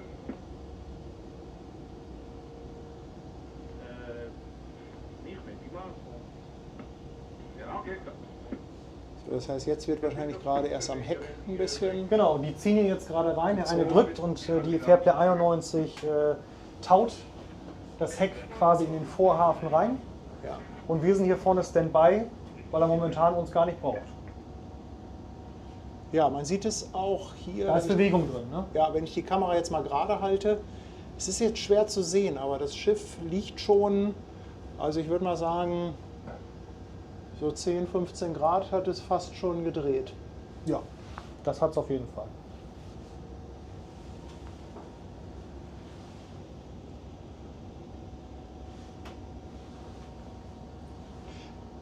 Ja, das ist natürlich besonders schön, weil wir gucken uns diese Manöver ja auch sehr oft von außen an und ich glaube, das bekommt dann auch nochmal in Zukunft eine ganz andere Qualität, wenn man das dann einmal so aus dieser Perspektive und vor allem mit den Erklärungen bekommen hat.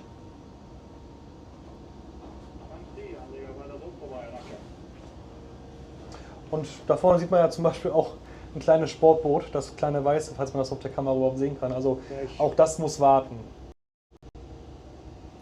Da Aber auf liegt der linken es, Seite. Ja, genau.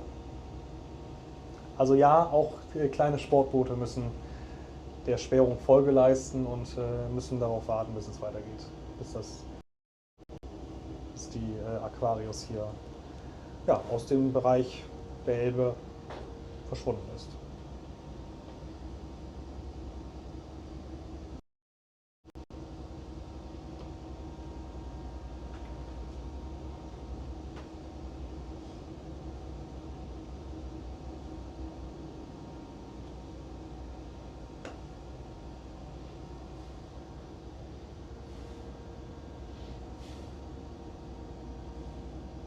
Ja, Philipp, 3000 Zuschauer. Ich würde sagen, das ist rekordverdächtig. Ja, das ist doch schön. Freuen wir uns alle. Ich kann mich gar nicht oft genug bedanken. Sowohl bei dir, der ganzen Crew, aber auch bei Fairplay und allen, die da ihre Finger positiv mit im Spiel haben.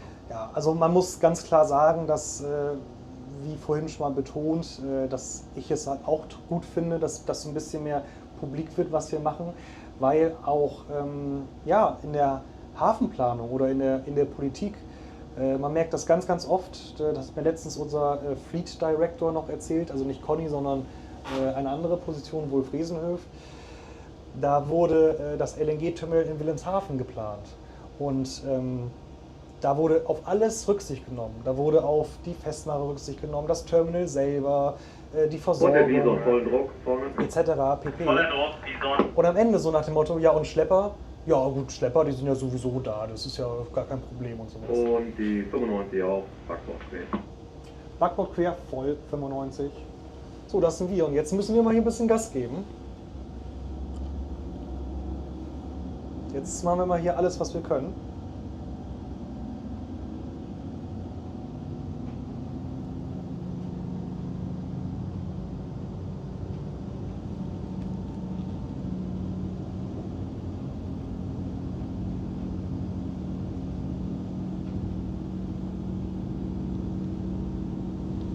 Man spürt richtig, wie Kraft entsteht.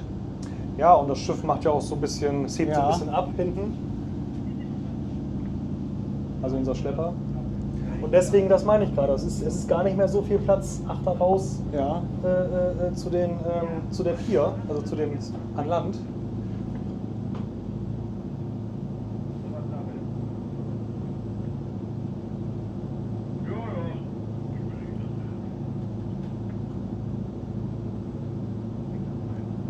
Ja, wir gehen richtig hinten so ein bisschen hoch.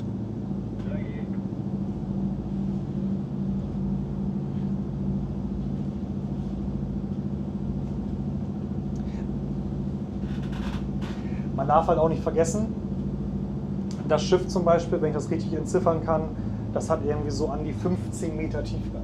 Ja, ja, das Also ist schon gut 15 beladen. Meter Tiefgang, 15 Meter geht das Schiff nochmal von der Wasserlinie unter Wasser. Was da für eine Wand unter Wasser nochmal quasi quer in der Elbe steht. Ja, und jetzt haben wir über 60 Tonnen Genau, auf der es ist ein Leine. bisschen, das muss man sagen, es ist ein bisschen mehr, was wir haben. Da zeigt unsere Anzeige nicht ganz das an, was wir wirklich ziehen, weil das nur quasi der Druck auf der Winde selber ist.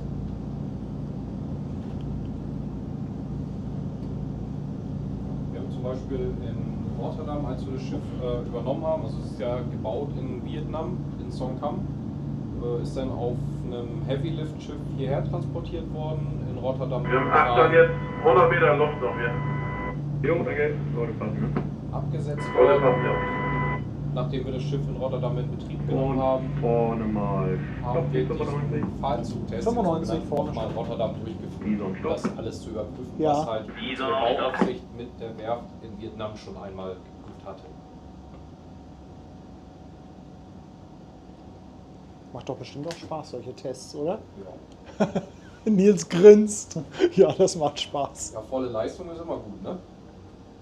Das mögen die Nautiker. Quatsch, das mögen die Techniker immer gerne. Ja, Wahnsinn. Also guckt euch das mal an. Ich bin mit dem maximalen Weitwinkel und es sieht alles trotzdem irgendwie sehr dicht aus. Also wir sehen vorne den Bug vom Schiff, ihr seht hier den Schlepper auf der linken Seite, sehen wir den Holzhafen, da hinten den Fischmarkt. Also es ist, Macht das Räder gut, Frau, keine Angst. Alles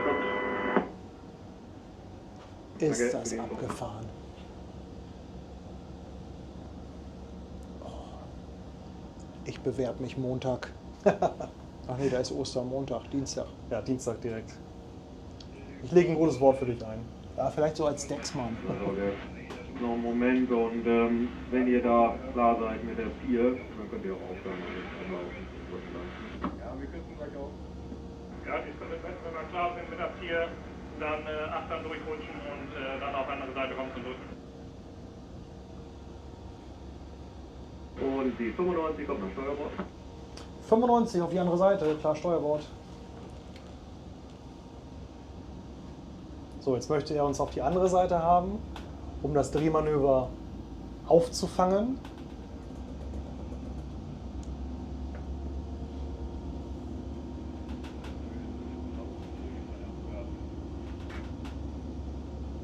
Also quasi so ein bisschen als Bremse. Genau, richtig, weil falls der Bug, sag ich mal, zu flott wird.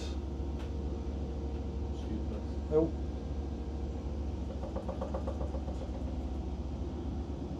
Dann können wir den Bug auffangen von dem Seeschiff. Und das meine ich gerade. Das ist jetzt eigentlich das perfekte Beispiel, dass ich jetzt von der einen Seite zur nächsten muss.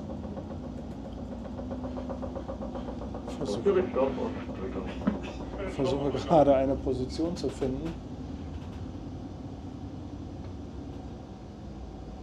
Ja, und dabei musst du natürlich jetzt auch gucken, dass die Leine immer ein bisschen Spannung hat. 91 haben wir Abstand, ne? 91, Stopp. 91, Stopp. Und 95, klar, Steuerbord. 3, fest.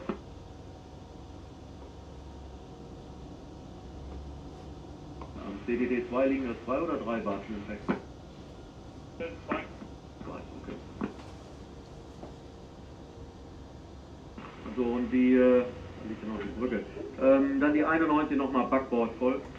Nochmal Backbord voll. Costco Shipping Aquarius, moin, Brüder, die Welt.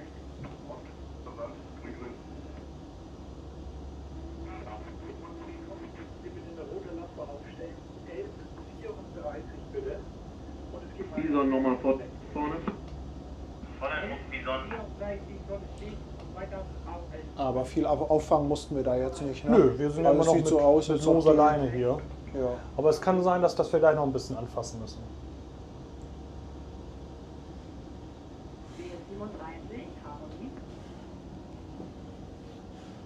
Ja, und das haben wir ja schon oft von außen gesehen. Jetzt müssen wir da hinten rein.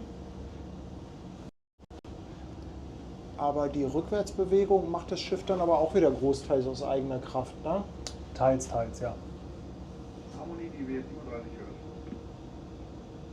Hallo, ich liege hier quer an der Aida Luna und wollte fragen, ob ich Bison, Stopp. in der Nord schon vorbeifahren kann. Stopp. Wenn Sie ganz vorsichtig vorbeifahren, klappt das nicht. 91, Stopp. 91, Stopp. Oh, Da hinten kommt auch noch was Großes. Geht. Ja. Die kommt ab da raus. Und ab der Aufzug.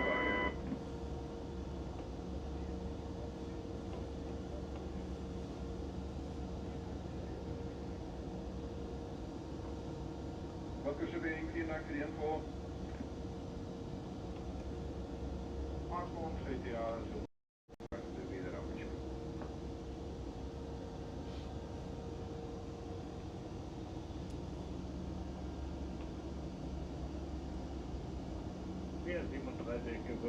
Also Leute, ist klar, ab da raus. Jo, danke. Einmal langsam mitschauen. Langsam ab da raus anschauen. Spiegelt leider Viele Leute jetzt alle rückwärts. jetzt sehr viel. Maschine Aber, rein, ja, danke. ich glaube, es geht schon. Ist halt so mit dem Spiegeln. Ich glaube, man kann sehr viel erkennen. Ja. Ja, ich denke, mit der AIA wird das auch gleich losgehen. An alle Seefunkstellen, an alle Seefunkstellen von der WS 37 mit sofortiger Wirkung ist die Sperrung der Norderelbe aufgehoben. Ah, Sperrung aufgehoben. Genau, die Sperrung ist aufgehoben, weil wir jetzt ja schon fast im Vorhafen drin sind. Und jetzt kann hier jeder wieder Also war das theoretisch. hin und her fahren, so wie er es möchte. Ja, genau. Die 91, 4 Strich, Backbord dabei. 4 Frankfurt dabei. Langsam.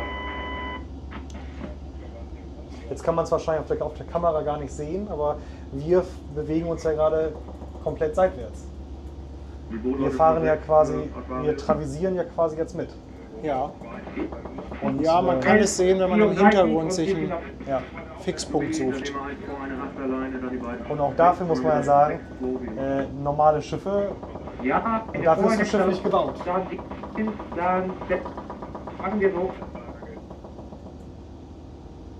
Das können wir ja nur, weil wir halt dann die entsprechende Maschinenleistung haben, plus dass wir unsere Hebel bzw. unsere Propeller so drehen können, dass das Schiff eine Seitwärtsbewegung macht. Ja, genau. Ganz interessant, hier war mal die Frage, warum der ganze Funk alles auf Deutsch ist. Ja, ich glaube, also ich weiß zumindest, bei den Lotsen ist es bis jetzt noch so, dass es, glaube ich, Einstellungskriterium ist, dass die Deutsch sprechen. Ja. Und der ganze Hafenfunk läuft hier weitestgehend auch auf Deutsch ab, zumindest zwischen Lotsen, Schleppern und so. Klar, mit Kapitänen oder Crew internationaler Besatzung ist dann natürlich auf Englisch, aber hier wird schon sehr viel Deutsch gesprochen im Hafen. Ja. Halbe Das ja, ist einfach aufgrund der Einfachheit der Verständigung. Ne? Also Ja. es gibt dann halt keine, also zum Beispiel für die Prüfung, die man hier machen muss, um diese Seeschiffassistenz in Hamburg durchführen zu dürfen, muss man auch Deutsch sprechen können. Dafür sind ja auch die Lotsen da auf den Seeschiffen, nicht nur um Tipps und Beratungsfunktionen für das Manöver selber oder für die Ortsgegebenheiten zu haben, sondern auch um die Kommunikation durchzuführen zwischen Schlepper, Hafenbehörde, andere Schiffe, die hier rumfahren. Das wäre ja für einen, ich sag mal, chinesischen Kapitän definitiv dann wieder eine etwas größere Hürde. Und man würde mit Sicherheit auch aufgrund der Verständigung vielleicht mal doch den ein oder anderen, das ein oder andere Missverständnis würde zustande kommen. Und der Funk schluckt ja auch immer einiges. Ich finde es sowieso teilweise bemerkenswert, was über Funk verstanden wird. Also ganz speziell so in der internationalen Fahrt, wenn ich da auf Containerschiffen war und dann den englischen Funk gehört habe.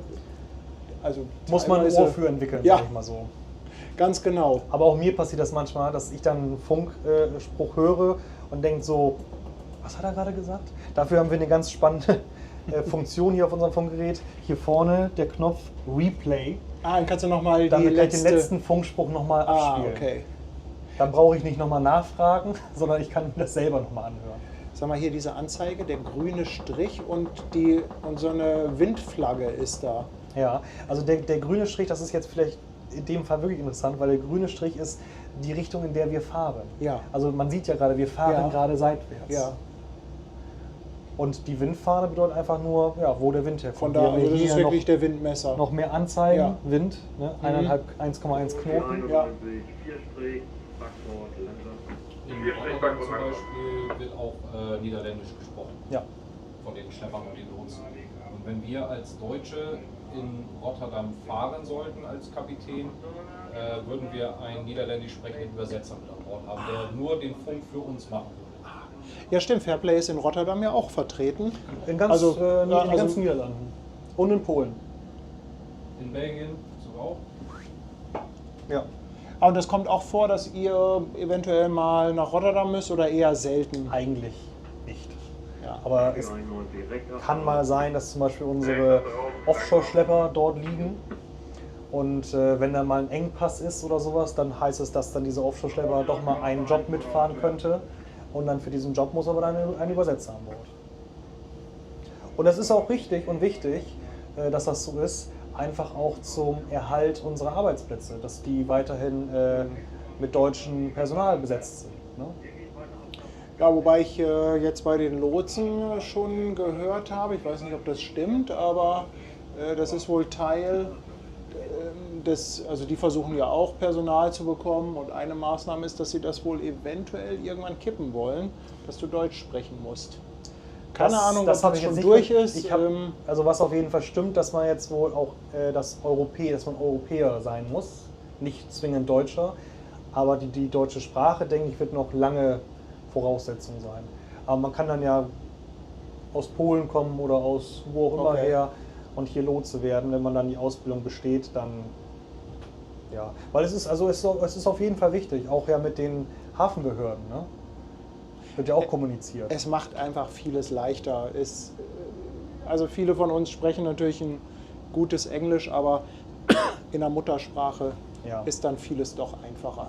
Das muss man einfach so sagen. Ja, und hier wird ja auch teilweise, es wird halt kompliziert, wenn der Funk hier, selbst wenn es irgendwann mal Lotsen gibt, die nur Englisch sprechen. Und dann wird hier was besprochen. Dann kriegt das aber vielleicht der andere, der hier mit dem anderen Schiff durch die Gegend fährt, nicht mit, weil er vielleicht weniger gut Englisch spricht oder halt das nicht verstanden hat. Ja, gerade so allgemeine Durchsagen, Genau. ne, die dann, Weil auch was wir auch gehört haben, die Durchsage der Wasserschutzpolizei, die war ja nun mal auf Deutsch. Jetzt kann man auch gut erkennen, dass wir diese Seitwärtsbewegung machen, dass das Schiff nach Achtern fährt. Ja, ist gerade super schwer, einen Winkel für die Kamera zu finden, aber ich glaube, so raus geht es eigentlich ganz gut. Wenn ich das Licht ausmache, ist es besser? Nee, also es macht keinen großen Unterschied. Nee, ist im Moment nach Backbord raus haben wir ein bisschen sehr viel Spiegelung. Aber sag mal, wir haben ja jetzt das Heck oder Achtern vorne. Jetzt ist quasi die linke Seite aber Steuerbord immer noch, oder? Wie bist Von dem Seeschiff? Nee, deine vom Schlepper. Also Ach so. wie bist du vom Kopf her? Ist für dich Steuerbord, Backbord immer gleich oder sagst du jetzt so, wie du jetzt sitzt? Für mich ist Steuerbord und Backbord immer gleich. Also das Aber heißt ich muss jetzt natürlich umdenken, wenn das Schiff nach Steuerbord will. Dann muss ich ja zu meiner Backbordseite gehen. Ja, also jetzt haben wir aber in Fahrtrichtung Steuerbord links, ne? Richtig? Also unser Steuerbord ist immer noch diese Seite. Unser Steuerbord ist hier. Vorne, Achtern, Backbord. Ach so, ja, das ist ja vorne, stimmt. Das ist ja bei diesen Schiffen ja, ein kleines stimmt, Problem. das ist ja vorne. Nee, ich habe mich gerade wieder selber mal verwirrt. Ja. Und die Streich die letzte Minute aus dem Stream. Einfach streichen. Und die Kommandos, die wir bekommen zum Manöver, das gefahren werden soll, ist immer aus der Sicht des Seeschiffes. Ja. Da unterscheiden sich zum Beispiel auch die Lotsen in den verschiedenen Revieren. Ne? Zum Beispiel in Bremen, da sagt der Lotse ein Kurz für Steuerbord und 2 Kurz für Backbord. Oder in Bremerhaven geht es nach Himmelsrichtung. Auf der Elbe ist, glaube ich, eine Uhrzeit. Also jedes Revier ist da anders. Ja.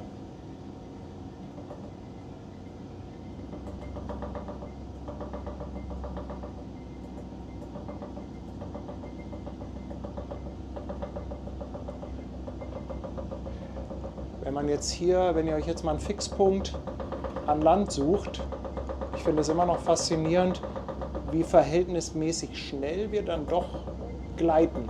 Absolut. Mit über 2 Knoten. Also mit 2 Knoten so ein Koloss hier in der Nähe der Pier einfach jetzt mal rückwärts bewegen, das ist echt schon beeindruckend.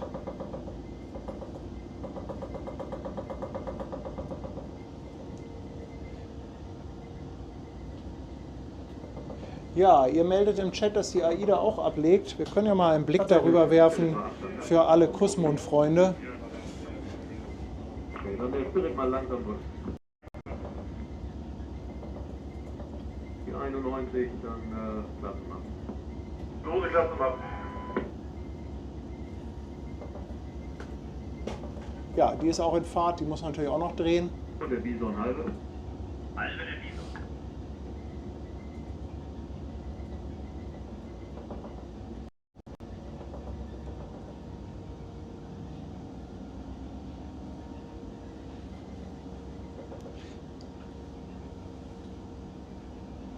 Hier komm mal kurz drauf.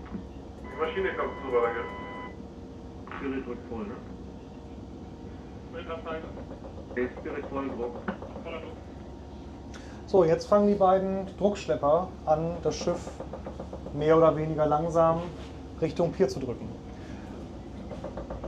Die 95 mal halbe Steuerbord.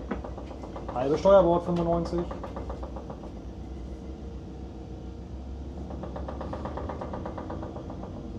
Und wir sind natürlich dafür da, zur Sicherheit, falls das Schiff zu schnell auf die Pier rauscht, um ihn halt wieder abzuhalten. Genauso wie der achtere Schlepper, der geht jetzt auch gleich von Achter raus auf ab quasi.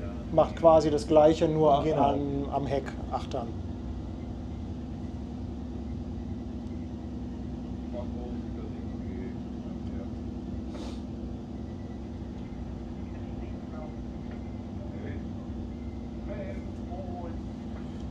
Ja, ich brauche doch einen eigenen Schlepper.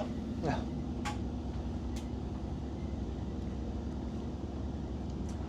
Steuerbordseite gut Platz. Also mal so, um das sich mal eine Vorstellung davon zu machen, also dieser Schlepper kostet so zwischen Vielleicht 95 vorne, Stopp. Stopp vorne 95, so zwischen 7,5 und 8 Millionen. Lottogewinn. Ja, dann wärst du dabei. Aber auch das muss man sagen. Das ist halt auch, finde ich, eine Sache, die erwähnenswert ist, was die Reederei einem hier für Werte zur Verfügung stellt. Ja. Ne? Und ich sag mal, auch in jüngeren Jahren. Ich für meinen Teil bin jetzt 33, bin jetzt seit gut 2,5 Jahren als Kapitän unterwegs. Und Die 91 macht das ist ja nicht selbstverständlich. Wir haben Lose, hier hast du auch drauf. so, alles klar.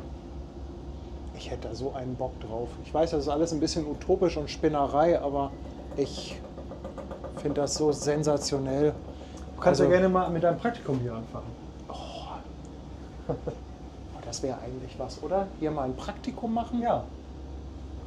Kommst du einfach mal eine Woche mit. Kannst ja auch gerne mit deiner Kamera begleiten. Meinst du, Das das geht soll, bestimmt. soll ich das mal im Büro vorschlagen? Das geht bestimmt.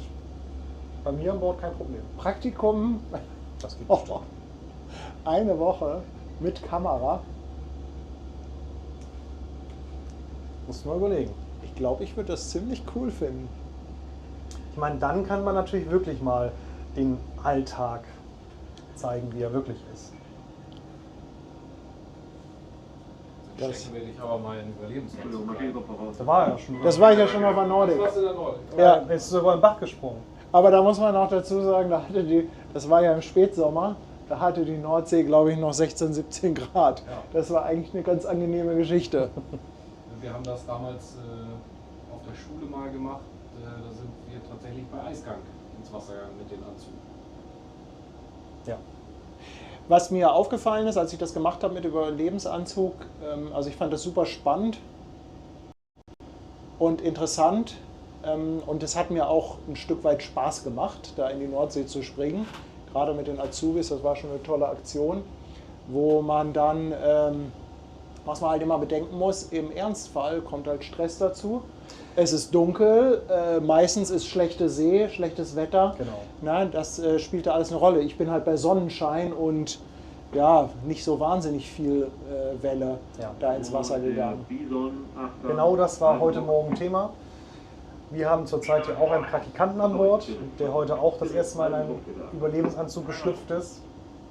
Und da habe ich auch gesagt, klar, jetzt hat man Zeit, jetzt wird ein bisschen geschmunzelt nebenbei und es ist eine lustige Sache und man macht das drin und es ist alles gut.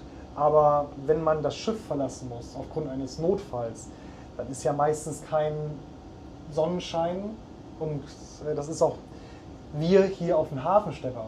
Ja. Ich sag mal ganz blöd gesagt, wenn wir untergehen würden, dann schwimme ich an Land. Ne?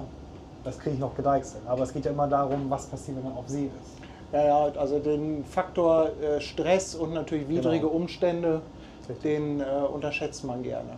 Ja, für die AIDA-Freunde, die AIDA Luna hat auch gedreht, haben wir da zumindest auch noch ein paar Bilder mitgenommen.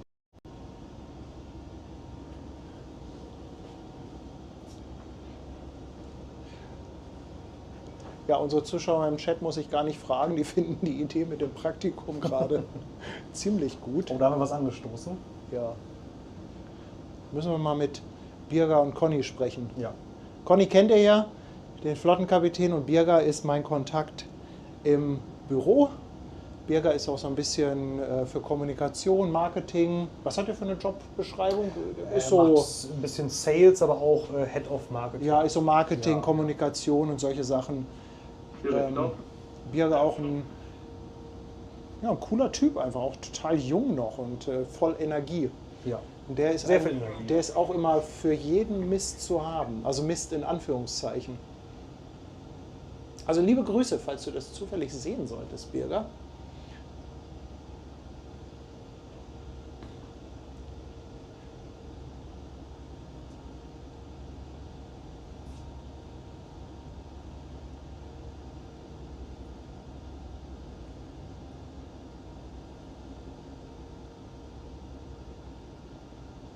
Kannst du doch nochmal versuchen, das Licht auszuschalten, wenn ich Ja, jetzt nach links selbstverständlich. rausfilme?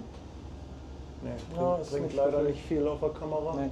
Das muss noch mal rausgehen, mal von draußen mal gucken. Ja, ich kann ja nochmal, jetzt kann ich, ist jetzt safe, ne? Ja, ist alles gut. Warte mal, wo ist denn, muss mal kurz hier, so, Sekunde, bin gleich wieder bei euch. Nochmal den Helm schnappen.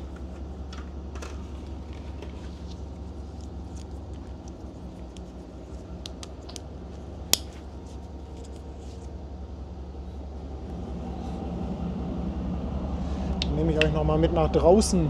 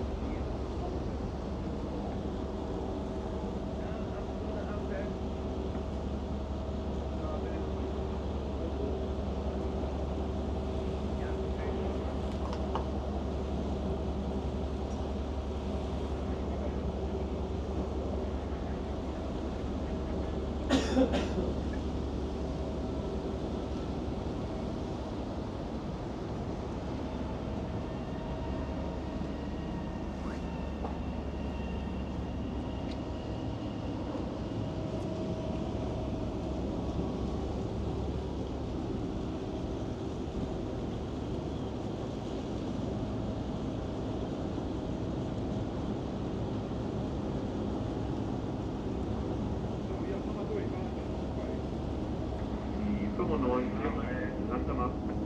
Langsam ab 95.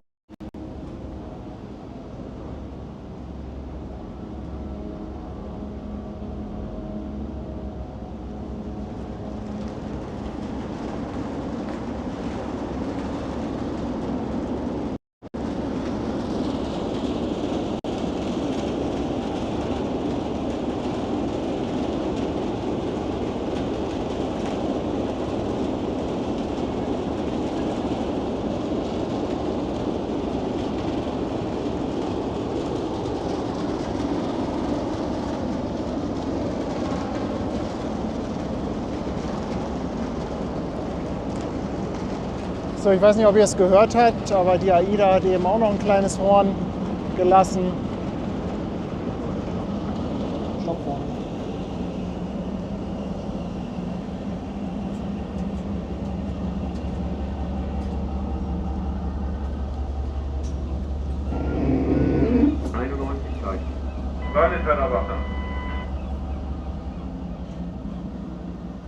Ist schon toll. Konntest du ein paar Bilder einfangen? Ja, wir haben jetzt natürlich auch gerade richtig Glück. Ne? Der Regen hat aufgehört, wir haben so ein bisschen schönes Licht. Das ist natürlich für sowas immer beeindruckend. Dazu die ersten Lichter so des Hafens. Das ist ja diese sogenannte blaue Stunde. Das ist schon echt immer toll. Ja, das Schiff kommt näher zu seinem geplanten Liegeplatz. Wir sind hier ja am CTT, Container Terminal Toller Ort. Und COSCO Shipping Schiffe gehen immer auf Platz 5. Das ist der letzte Platz von dem Terminal. Und da bewegen wir uns jetzt auf den letzten Metern hin. Wir sind auch schon relativ nah an der Pier. Also es dauert nicht mehr lange, bis wir quasi einen Touchdown haben quasi. Ich erzähle das immer gerne, als ich mit der Leverkusen Express auch in China war. Einige chinesische Häfen, die haben sogar so eine Formel 1 Zielflagge an der Pier stehen. Und dann muss, 91 Stopp, ne? Ja, wir stoppen jetzt, okay. und dann muss die NOC mit der Zielflagge ausgerichtet sein. Langsam mal Druck anfangen. Ja, hier wird es anders gemacht. Hier sind die Festmacher. Und dann heißt es immer vom Lotsen, er möchte ein rotes Licht auf den und den Punkt haben. Meistens auch irgendwie Heck des Schiffes oder auch NOC, dass der Lotse quasi auch genau die Position weiß, wo er hin soll.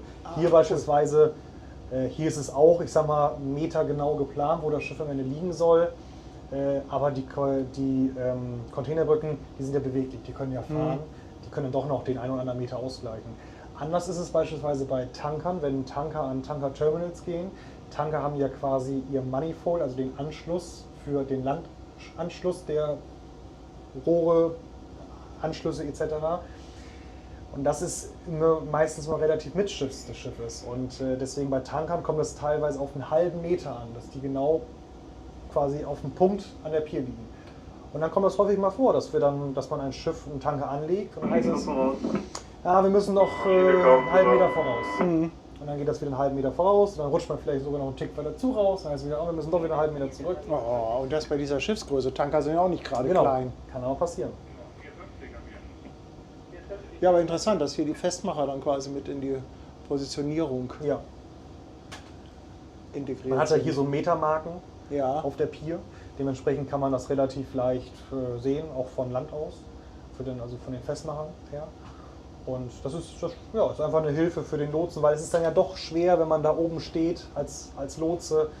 Man kann ja seinen Bug nicht sehen vernünftig, man kann sein Heck nicht sehen. Das macht es nicht unbedingt einfacher. Stopp. Ja, stopp.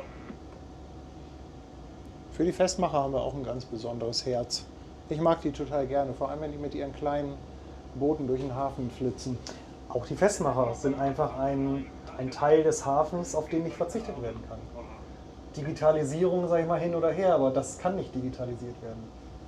Ich hoffe ja darauf, dass es zum Hafengeburtstag wieder ein Rennen mit den Booten gibt. Also ich weiß nicht, ob es beim letzten war, aber in der Vergangenheit gab es immer ein Festmacherbootrennen. Ich glaube, letztes Jahr tatsächlich gab es das nicht, erinnere ich mich zumindest nicht. Aber es gibt zumindest Bilder im Internet und ich hoffe, dass sie das dieses Jahr wieder machen. Und dann, also das wird auf jeden Fall gestreamt. Festmacherbootrennen fände ich sensationell. Das ist ja, Schlepperballett ist immer so das große Ding. Ne? Das ist natürlich eins der Highlights. Das Fairplay ja auch maßgeblich daran beteiligt. Genau. Aber es gibt ja auch so viele kleinere Sachen. Und ich finde halt gerade sowas wie so ein Festmacherbootrennen, finde ich einfach großartig. Ja, Hafengeburtstag dieses Jahr im Mai. Ich meine, es ist 10. bis 12. Mai. Da werden auch die Fairplay 95 und die Fairplay 96 getauft. Ach stimmt, die sind ja noch nicht getauft. Richtig. Ja. Auch das findet statt. Und Fairplay richtet ein großes Fest aus dazu noch. Mit einer Partyfahrt auf einem von den großen Offshore-Schleppern, wie letztes Jahr, die nach Hamburg kommen und dann hier mit geladenen Gästen und Party und sowas durch den Hafen fahren. Auch ein totales Spektakel. Fairplay hat ja auch dann fast die komplette Schlepperbrücke in Beschlag, Genau. wo dann ordentlich, ja, ich sag mal, Musik, Gesang und Tanz, Catering. also das ist halt so. Alles dabei. Leider nur für geladene Gäste. Da werden, Ja. werden Kunden eingeladen, da werden Geschäftspartner eingeladen und auch ein Teil der Besatzung. Aber auch diesbezüglich, auch da macht Fairplay was. Also wir haben ein großes Angebot von Benefits für unsere Mitarbeiter. Wir haben auf unserer eigenen Internetseite, wo jeder einen Zugang hat, kann man sich über viele Sachen informieren. Man kann Direkt ganz langsam Druck. sich von den Benefits an den Benefits bedienen. Und dieses Jahr auch ein ganz großes Highlight für uns. Es gibt 2 Betriebsfeiern. Ah, 2 Betriebsfeiern aus dem Grund, weil ja logischerweise nicht alle 2 kommen Schichten. können. Natürlich. Ja, aber cool, dass man dann 2 macht. Genau. Und das findet in der Buschmann-Werft statt. Fairplay besitzt ja unter anderem auch eine Werft in Hamburg. Mhm. Und da findet dann auch eine sehr große Feier statt, wo dann die Leute, die Zeit haben, eingeladen sind. Mit Übernachtung und Transfer und allem drum und dran, was man sich vorstellen kann. Ich freue mich schon auf den Hafengeburtstag. Gering halben Druck. So, und da steht vorne, sehen wir auch die Freunde von den Festmachern. Ich bin Hafengeburtstag auch an Bord übrigens, dieses Jahr. Fährst du Ballett mit? Nee, Ballett werden wahrscheinlich wieder die Voll. etwas älteren Kleinschlepper machen. Die haben ja alle einen Void-Antrieb, das ist eine andere Antriebsart. Und ich darf da noch nicht ganz drauf eingehen, aber wir haben andere Aufgaben.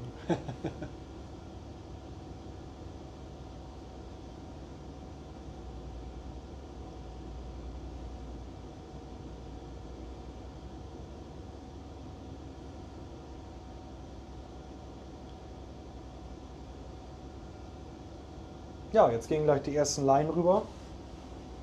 Das ist auf jeden Fall ein gutes Zeichen.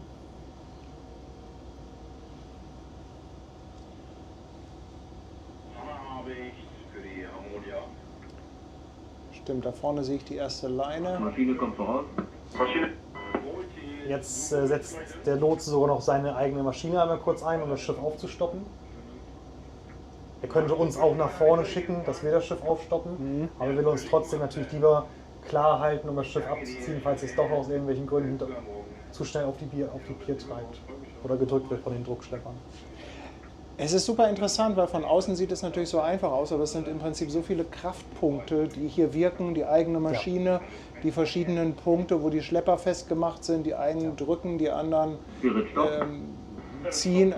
Also es ist schon eine komplexere Aufgabe, als es von außen aussieht. Absolut. Wahrscheinlich ist es auch gut, dass es von außen einfach aussieht. Denn das macht es dann auch wieder.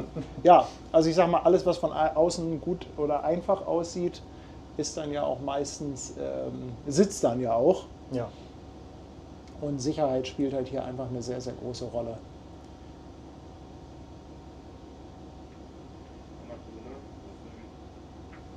Ja, wir wollen alle nach 14 Tagen gesund und munter wieder nach Hause gehen.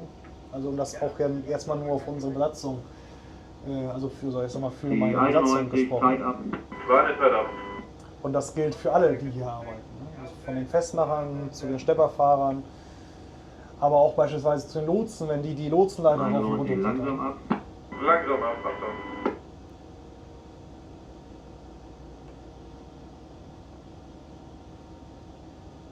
Tolles Bild jetzt aber hier mit dem Restlicht im Himmel. Ja, das ist Abstand natürlich, ganz langsam. Ganz langsam nur noch.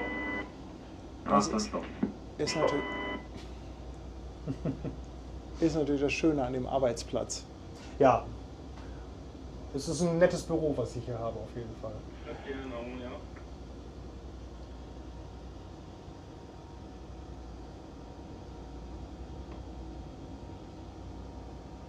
Aber trotzdem 91 Zeit. haben wir schon darüber gesprochen, es sieht natürlich nicht jeden Tag so aus. Ja, klar. Natürlich, der Sommer kommt jetzt erstmal, ne, da werden wir auch noch schöne Stunden haben, gar keine Frage. Aber es kann auch wirklich sehr ungemütlich werden. 91, Stopp. Stopp.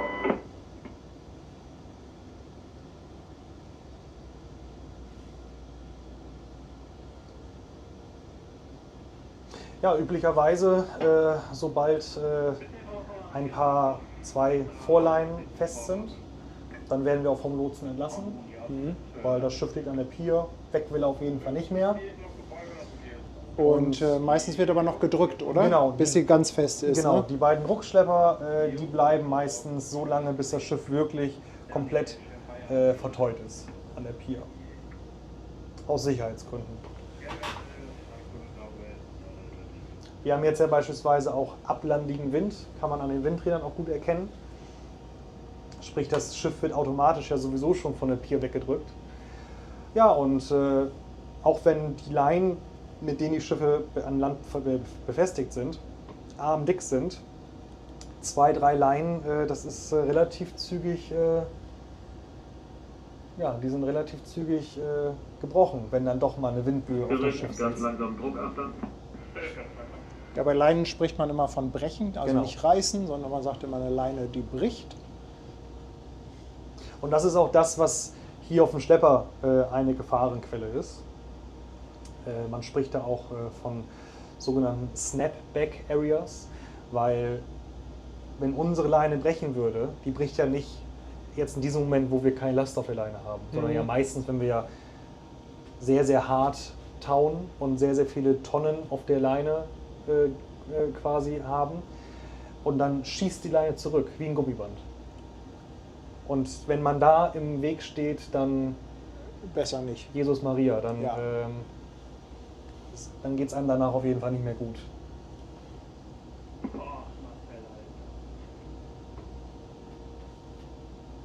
Und Bison, ganz langsam Druck. Ganz langsam, Bison.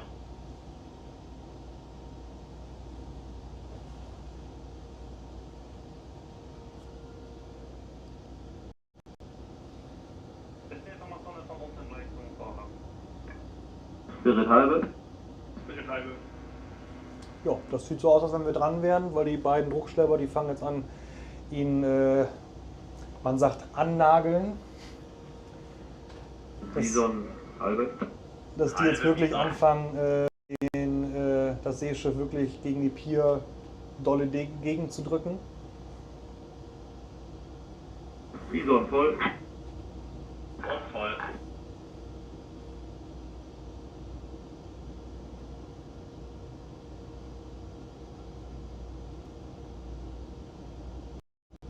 Und Spirit und Bison annageln, ne? Wir sind in Position. Da war's. Anlage. Annageln. Annageln. Fachsprache. Genau.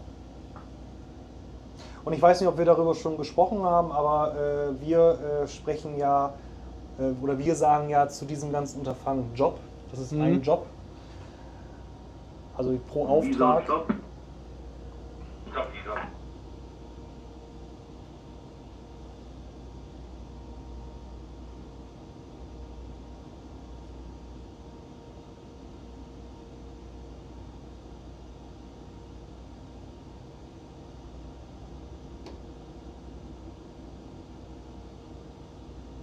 Bison langsam. Und Ja. langsam. Ja, jetzt kann man also sagen, also Spirit drückt voll, ne? unser Job ist jetzt eigentlich damit erledigt. Wir warten jetzt nur noch auf das Kommando, dass der Lotse sagt, Fairplay 95 kriegt vorne die Leine oder in der Seemannssprache Lego. Lego? Lego, genau. Kommt von Let Go. Bison halbe. Halbe. Und dann fahren wir wieder ganz nah unter dem Bug. Jetzt natürlich beim stehenden Schiff nicht ganz so anspruchsvoll, sodass die Leine uns wieder runtergegeben werden kann. Aber Und das ist so- doch dann safe, da kann ich doch noch mal raus, oder? Das da ist haben wir safe. doch Da keine kannst du Spannung raus. auf Nein, dem nein, nein, da kannst Draht. du gerne raus. Das ist kein Problem. Sobald wir die Order dafür kriegen, kannst du gerne raus und dir das einmal angucken.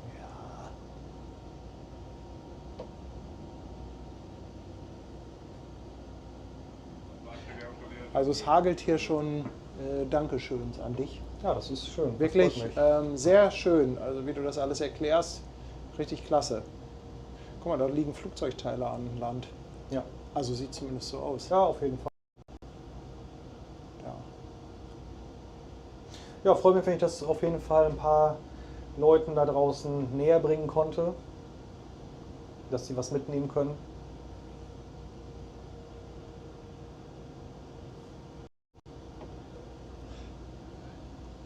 Die Buenos Aires kommt aus dem östlichen Niederhafen, geht die Elbe aufwärts, bleibt ganz im Norden zum Anleger Elbphilharmonie.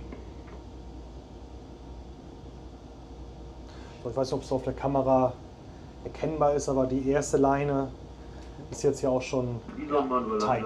Also man gerade durchgeholt. Tight bedeutet ja stramm gezogen. Und sobald die zweite jetzt an Land ist, werden wir vom Lotsen entlassen. Aber wenn ich Praktikum mache, darf ich dann auch Schlepper fahren? Dann darfst du auch mal steuern, natürlich. Mit meinem Sportbootführerschein? Auch theoretisch ohne Sportbootführerschein. Wenn ein Nautiker oder ein Kapitän dabei ist, dann kannst du auch gerne mal steuern. Sieht man ja auch auf den großen Containerschiffen, die sogenannten Rudergänger. Genau, richtig. Sind ja auch oft welche einfach von der Crew. Richtig. Ja, die kriegen eine gewisse Einweisung. Auch da werden ja zum Beispiel die Kommandos immer alle wiederholt, Genau. wenn der Lotse ein Kommando gibt, wie das Ruder zu legen ist. Wobei man sagen muss, die haben meistens eine sogenannte Brückenwachbefähigung. Also die haben schon noch eine Qualifikation dafür. Das ist einfach eine, ja, ich würde nicht sagen ein Crashkurs, aber das ist während man quasi die Seemannsschule besucht, die Seefahrtsschule und seine Ausbildung macht. Beispielsweise, wenn man hier bei Fairplay eine Schiffsmechaniker-Ausbildung macht, bekommt man auch eine Brückenwachbefähigung. Das ist einfach nur dafür da, dass du als Assistent des Nautikers, des wachhabenden Nautikers oder Kapitäns auf Brücke, dass du ihm quasi helfen kannst, Ausguck zu gehen, dass du dem vielleicht Schiffe melden kannst, die in der Umgebung sind, dass du auch mit dem Positionsleuchten was anfangen kannst oder mit der elektronischen Seekarte oder dem Radarbild, ne, dass du ungefähr davon eine Ahnung hast und dass du dem Nautiker da assistieren kannst. Aber wenn du hier tatsächlich ein Praktikum machst, dann kannst du auf jeden Fall auch mal steuern.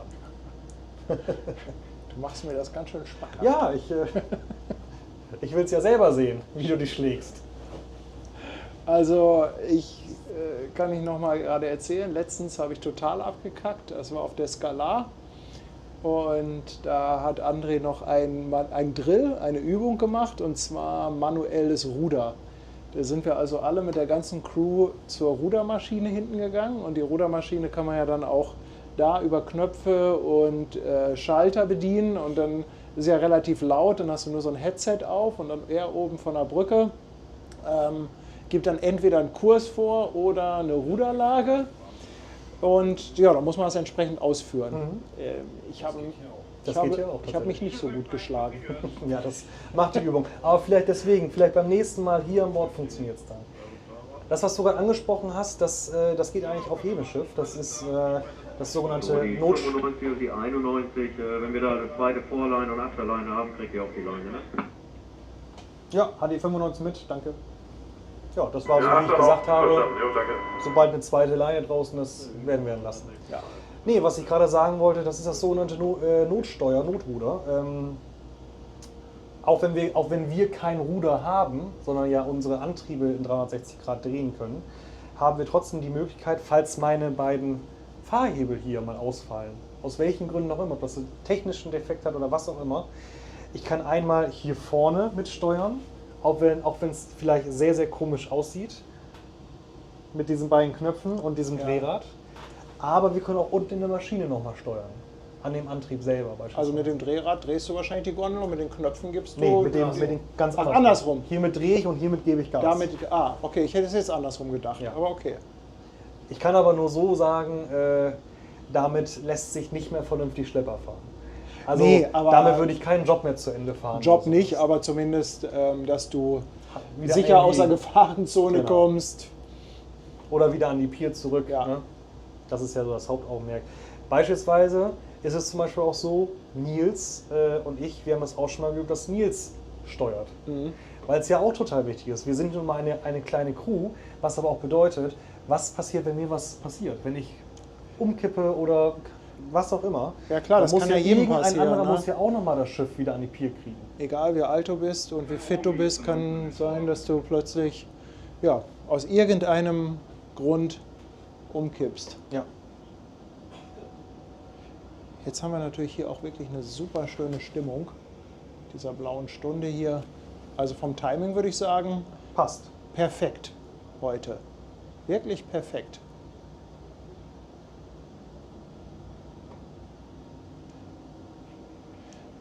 Ja, hier, Dr. O schreibt schon, wenn ich am Ruder bin, dann wird das ein Schlepperballett, ein ganz besonderes.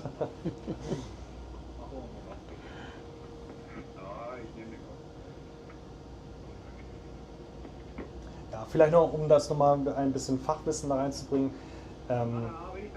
Es gibt ja verschiedene Typen Schlepper, die auch verschiedene Antriebsarten haben oder den Antrieb an verschiedenen Positionen des Schiffskörpers haben.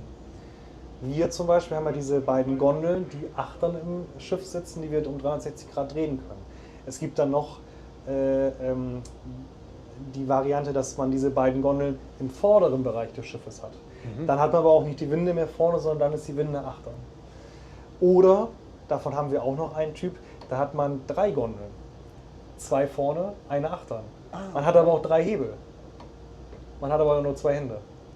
Und dann musst du immer hin und her fassen oder nimmst die Füße dazu? Nee, ja, genau. Aber wahrscheinlich wird dann eine Gondel nicht ständig bewegt. Genau, also oder? dann in dem Fall, ohne jetzt da sehr ins Detail zu gehen, man benutzt eine der Gondeln so ein bisschen als Assistenz. Ja, okay. Und dann gibt es natürlich noch, und das ist eigentlich mit, ja, eine von den älteren Formen, von den aussterbenden Formen, den sogenannten Voigt-Schneider-Antrieb. Und da, um das, ich sag mal, einfach zu erklären, kann man sich das vorstellen, das sind sogenannte Messer, die in einem Kreis sind und nach unten zeigen, also unten im Schiffskörper sitzen, die sich drehen und diese Messer verstellen sich im Winkel und damit kann man Vortrieb erzeugen. Und das Tolle damit ist einfach, dass man Vortrieb in jede mögliche Richtung erzeugen kann, ohne ja eine Gondel drehen zu müssen. Wenn ihr euch das nicht vorstellen könnt, dann googelt das mal. Voigt-Schneider. Voigt mit V-O-I-T-H. Das habe ich nämlich letztens auch gemacht und da gibt es dann eine sehr gute Animation. Ich glaube, auf Wikipedia ist die. Ja. Und dann kann man sich das sehr gut vorstellen, wie das Prinzip So funktioniert. theoretisch, wie ich es erkläre, ist es wahrscheinlich für einige Leute auf jeden Fall schwierig nachzuvollziehen. Ja, also wenn ihr das seht, bildlich, dann wird das eigentlich relativ schnell klar. Also es sind im Prinzip einfach Messer, die sich drehen durchs Wasser und dann wird der Winkel der Messer geändert und durch diese Winkeländerung erzeugt man einen Vortrieb, in welche Richtung auch immer.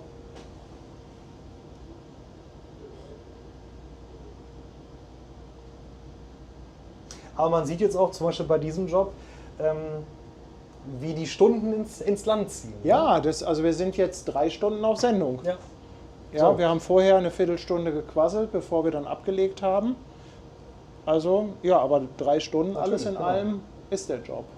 Und wenn man natürlich das morgens um 2 hat, nach einer kurzen Nacht, das kann auch mal ermüdend sein.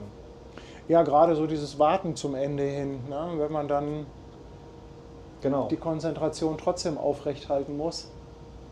Und wenn wir fertig sind, ist die Arbeit ja immer noch nicht zu Ende. Ne? Dann kommen noch Wartungen und Instandsetzungsarbeiten dazu, Farbarbeiten an Deck, Ja, Leinenarbeiten, Spleißen, Takeln etc.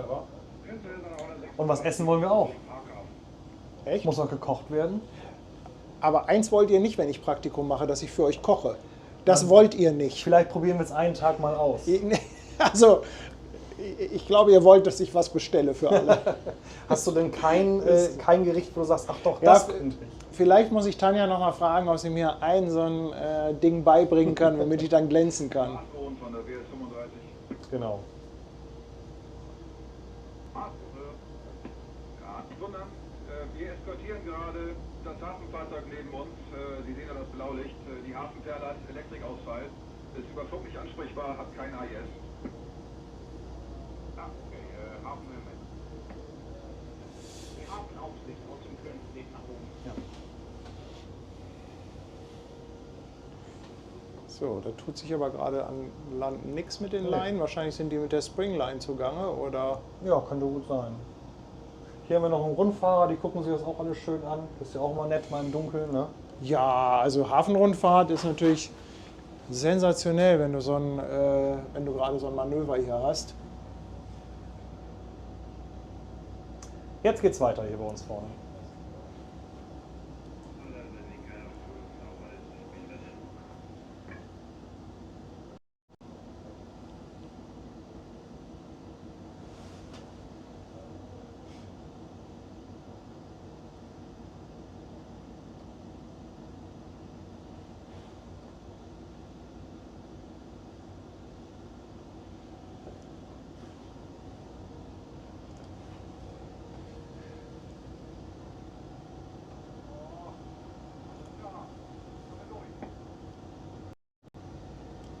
Da leuchten die Festmacher.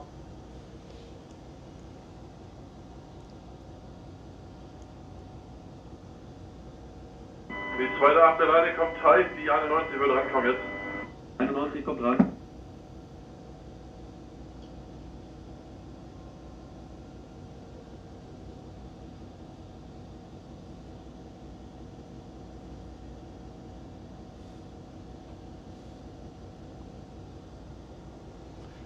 Obwohl, ihr habt ja auch einen Grill an Bord.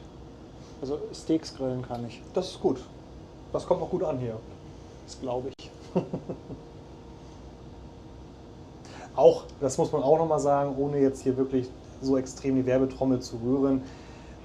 Wir haben ja auch bei uns läuft das ja so, dass wir eine Schiffskasse haben und wir gehen einkaufen. Also Ja. wir gehen wirklich zum Supermarkt und kaufen uns das ein, was wir möchten. Ne? Also die Verpflegung bei uns spielt schon eine große Rolle. Also es soll uns an nichts fehlen. Außer natürlich an Alkohol. Bei uns herrscht striktes Alkoholverbot an Bord. Über die kompletten Ist auch 14 richtig Tage. so. Wir haben auch wir haben es unterschrieben, dass wir keinen Alkohol an Bord trinken. Weil wir ja 24 Stunden am Tag quasi auf Standby sind.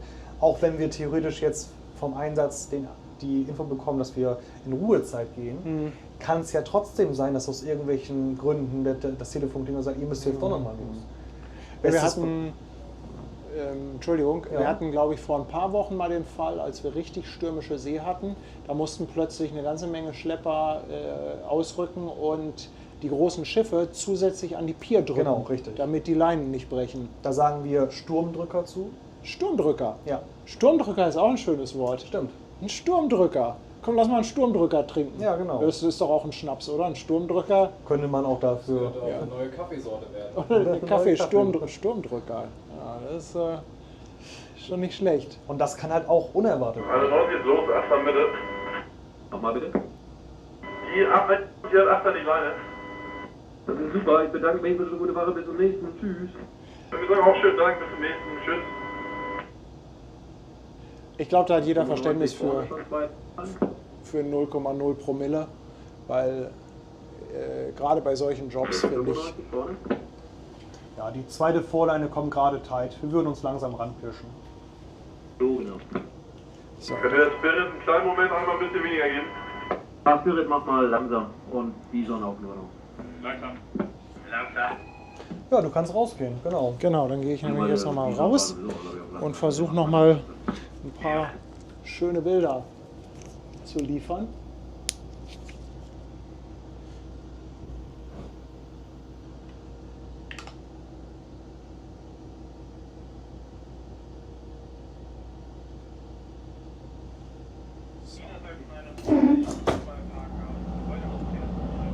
Spirit, schönen Dank. Bison auch schönen Dank.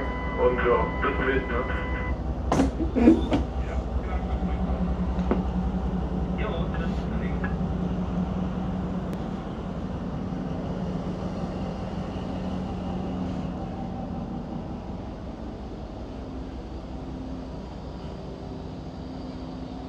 Und Philipp, euch auch noch einen guten Rest. Ich hoffe, heute Abend ab. Ne?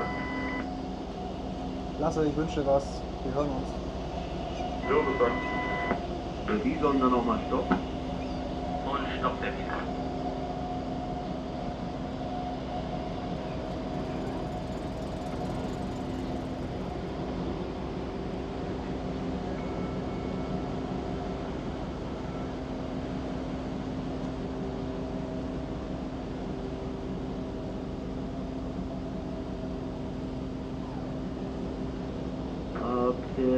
Spirit muss aber nochmal halbe geben, bitte. Spirit 8 an. Ja, Spirit kommt wieder ran. Ja, aber halt ran. Hier von der 4 weg, hier drückt doch. Wahnsinn, die Perspektive.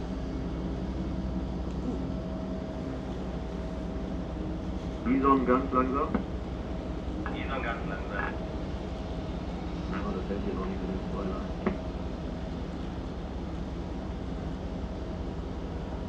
Und Spirit 8 an halbe, ne? Halbe.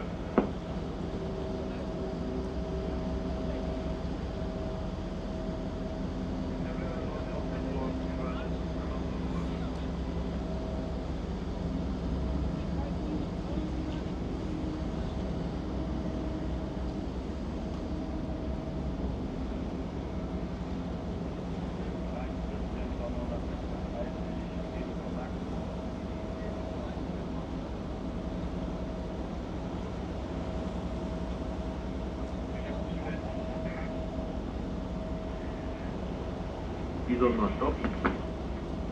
Bison stopp.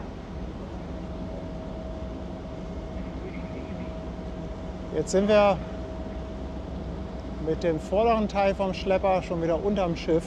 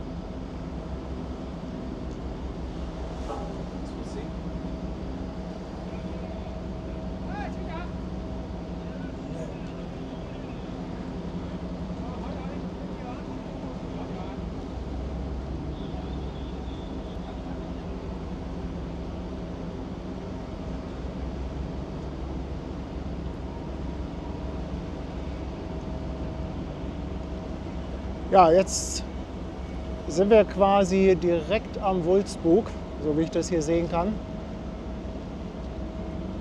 Leine kommt. So, dann Bison können wir schon mal entlassen. Wird auch nicht einfach nur runtergeschmissen. Gute Fahrt noch, bis zum nächsten Mal. Genau, Ja, mit der Wurfleine runtergelassen. Spirit muss noch halbe drücken, sonst geht er wieder ab. Ja, das ist alle nichts. Der Bogmann sagt Bescheid.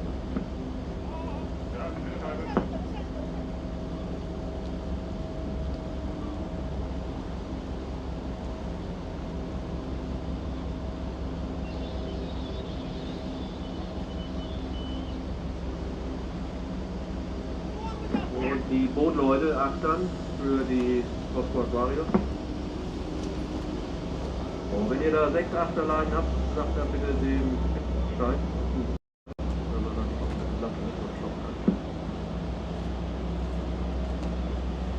Supi, danke. Los sind wir. Und ab nach Hause. Ja, ich bedanke mich auch schon mal, aber der klappt dann mal wieder. Sensationell. Die 95 hat dann auch die Leine, ne? Und betrachtet sie ganz entlassen und wünscht noch einen schönen Abend. Ah, 95 jetzt erst los, genau. Dann wünsche ich auch gute Woche und bis zum nächsten. Tschüss. Ist das abgefahren, Leute, ich freue mich so. Ich freue mich so. Macht so einen Spaß. Also wirklich, was ist das für ein cooler Job?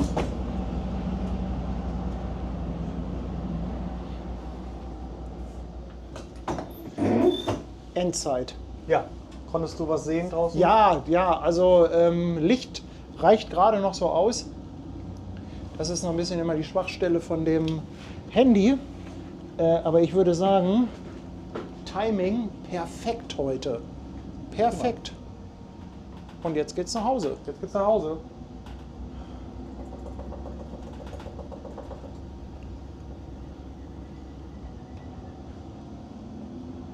Ja. Ja, völlig abgefahren. Also super spannend, total interessant. Das Feedback, was ich hier im Chat lese, ist auch sehr, sehr gut. Also Philipp, Nils, ihr seid ganz klar Mitarbeiter des Monats.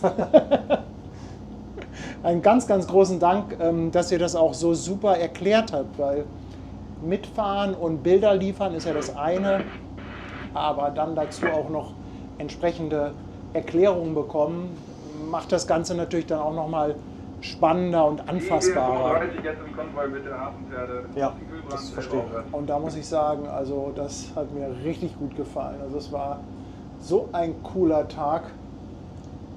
Das heißt Tag, im Grunde genommen waren es 3 Stunden, aber ja, das mit dem Praktikum muss eigentlich sein. Ich hab voll Bock drauf. Ich hab voll Bock drauf. Richtig Bock drauf. Echt.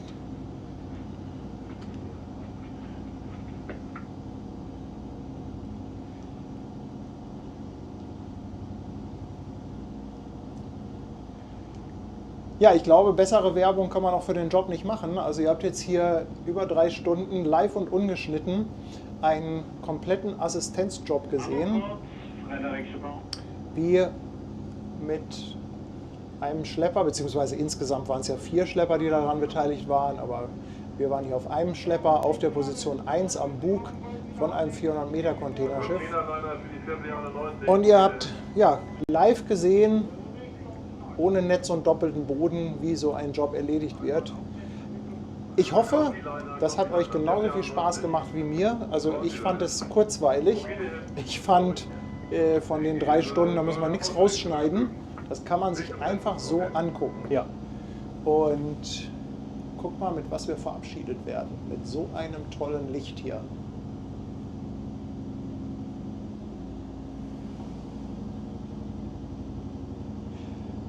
Ja, und ich sage immer, Schiffe gucken ist das eine. Das ist natürlich ein bisschen, sag ich mal so, der Standard auf unserem Kanal, weil wir das jederzeit machen können, uns irgendwo ans Ufer stellen und euch ein paar schöne Schiffsankünfte und Abfahrten zu zeigen.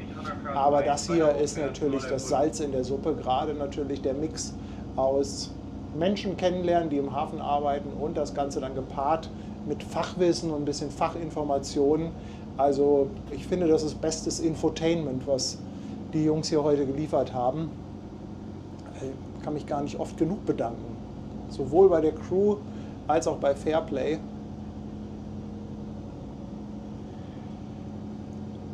Ja, ihr Lieben, es wird jetzt auch langsam dunkel und sehr, sehr schwer, euch hier noch was zu zeigen. Wir tuckern jetzt langsam zurück, ist ja auch gar nicht so weit. Direkt hinterm Dockland kommt ja schon die Schlepperbrücke. Also weit haben wir es nicht. Insofern möchte ich mich jetzt schon mal verabschieden bei euch. Ich wünsche euch ein schönes Osterfest. Morgen gibt es garantiert keinen Stream, das habt ihr ja mitbekommen. Morgen muss ich mit den Mädels Eierlikör machen. Da gibt es nichts. Und am Samstag, da schauen wir mal, die Arne Merst soll ablegen. Wir checken mal, wie das Wetter ist und was da sonst noch so passiert. Ja, Jungs, vielen, vielen Dank. Herzlich gerne. Philipp, Ich ist jetzt ein bisschen mich- dunkel, aber so ein bisschen sieht man dich. Ja, ich bedanke mich bei allen Zuschauern.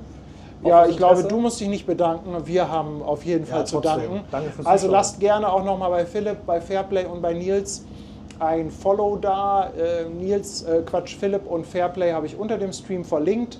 Nils werden wir auf jeden Fall noch nachreichen. Ansonsten guckt ihr mal bei Instagram unter Nils@C, Nils_@_C. Ist zwar noch privat der Account, aber bombardiert ihn mal mit Anfragen. Und dann könnt ihr immer ein bisschen Fotos und Stories aus dem Leben einer Schleppercrew. Genau, mittendrin stand nur dabei. Das wäre doch auch noch so ein Reality-Ding, Wir ne? machen jetzt die So Big Brother. Für mehr Engine Content, dass auch die Maschinenfans unter euch dann da vielleicht auch mal was zu sehen kriegen, wenn wir da was haben. Ja, das machen wir Wir sind auch. dabei. Wir müssen nur das Internet in die Maschine bekommen. Genau. Aber das ist ja eine lösbare Aufgabe. Im Notfall nimmt man da Kabel. Das ist wieder gut, so weit sind die Wege dann ja doch nicht auf einem Schlepper. Und auch temporär verlegen. Das Problem ist Ja. ja immer durch Stahl durchzubohren, macht man jetzt nicht so gerne. Aber wir können ja temporär mit Sicherheit mal ein Kabel erziehen. Ja, finde ich richtig cool, mal so ein Maschinen-Special zu machen. Ihr bringt mich auf Ideen. Ja, ihr Lieben, Vielen, vielen Dank, dass ihr alle so zahlreich eingeschaltet habt, dass viele von euch auch so lange dabei waren, dass ihr uns wieder so zahlreich unterstützt habt, sowohl im Chat als auch alleine damit, dass ihr eingeschaltet habt, aber auch natürlich die ganzen Spenden, neuen Mitgliedschaften. Das hat hier wieder gerattert im Chat.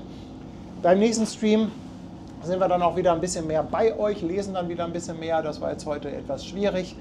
Ich wünsche euch erstmal ein frohes Osterfest und ihr wisst ja, der nächste Stream, der ist nicht so weit. Der kommt bestimmt bald irgendwann um die Ecke. Macht's gut, ihr Lieben. Bis dahin. Tschüss. Wo ist mein Abspann?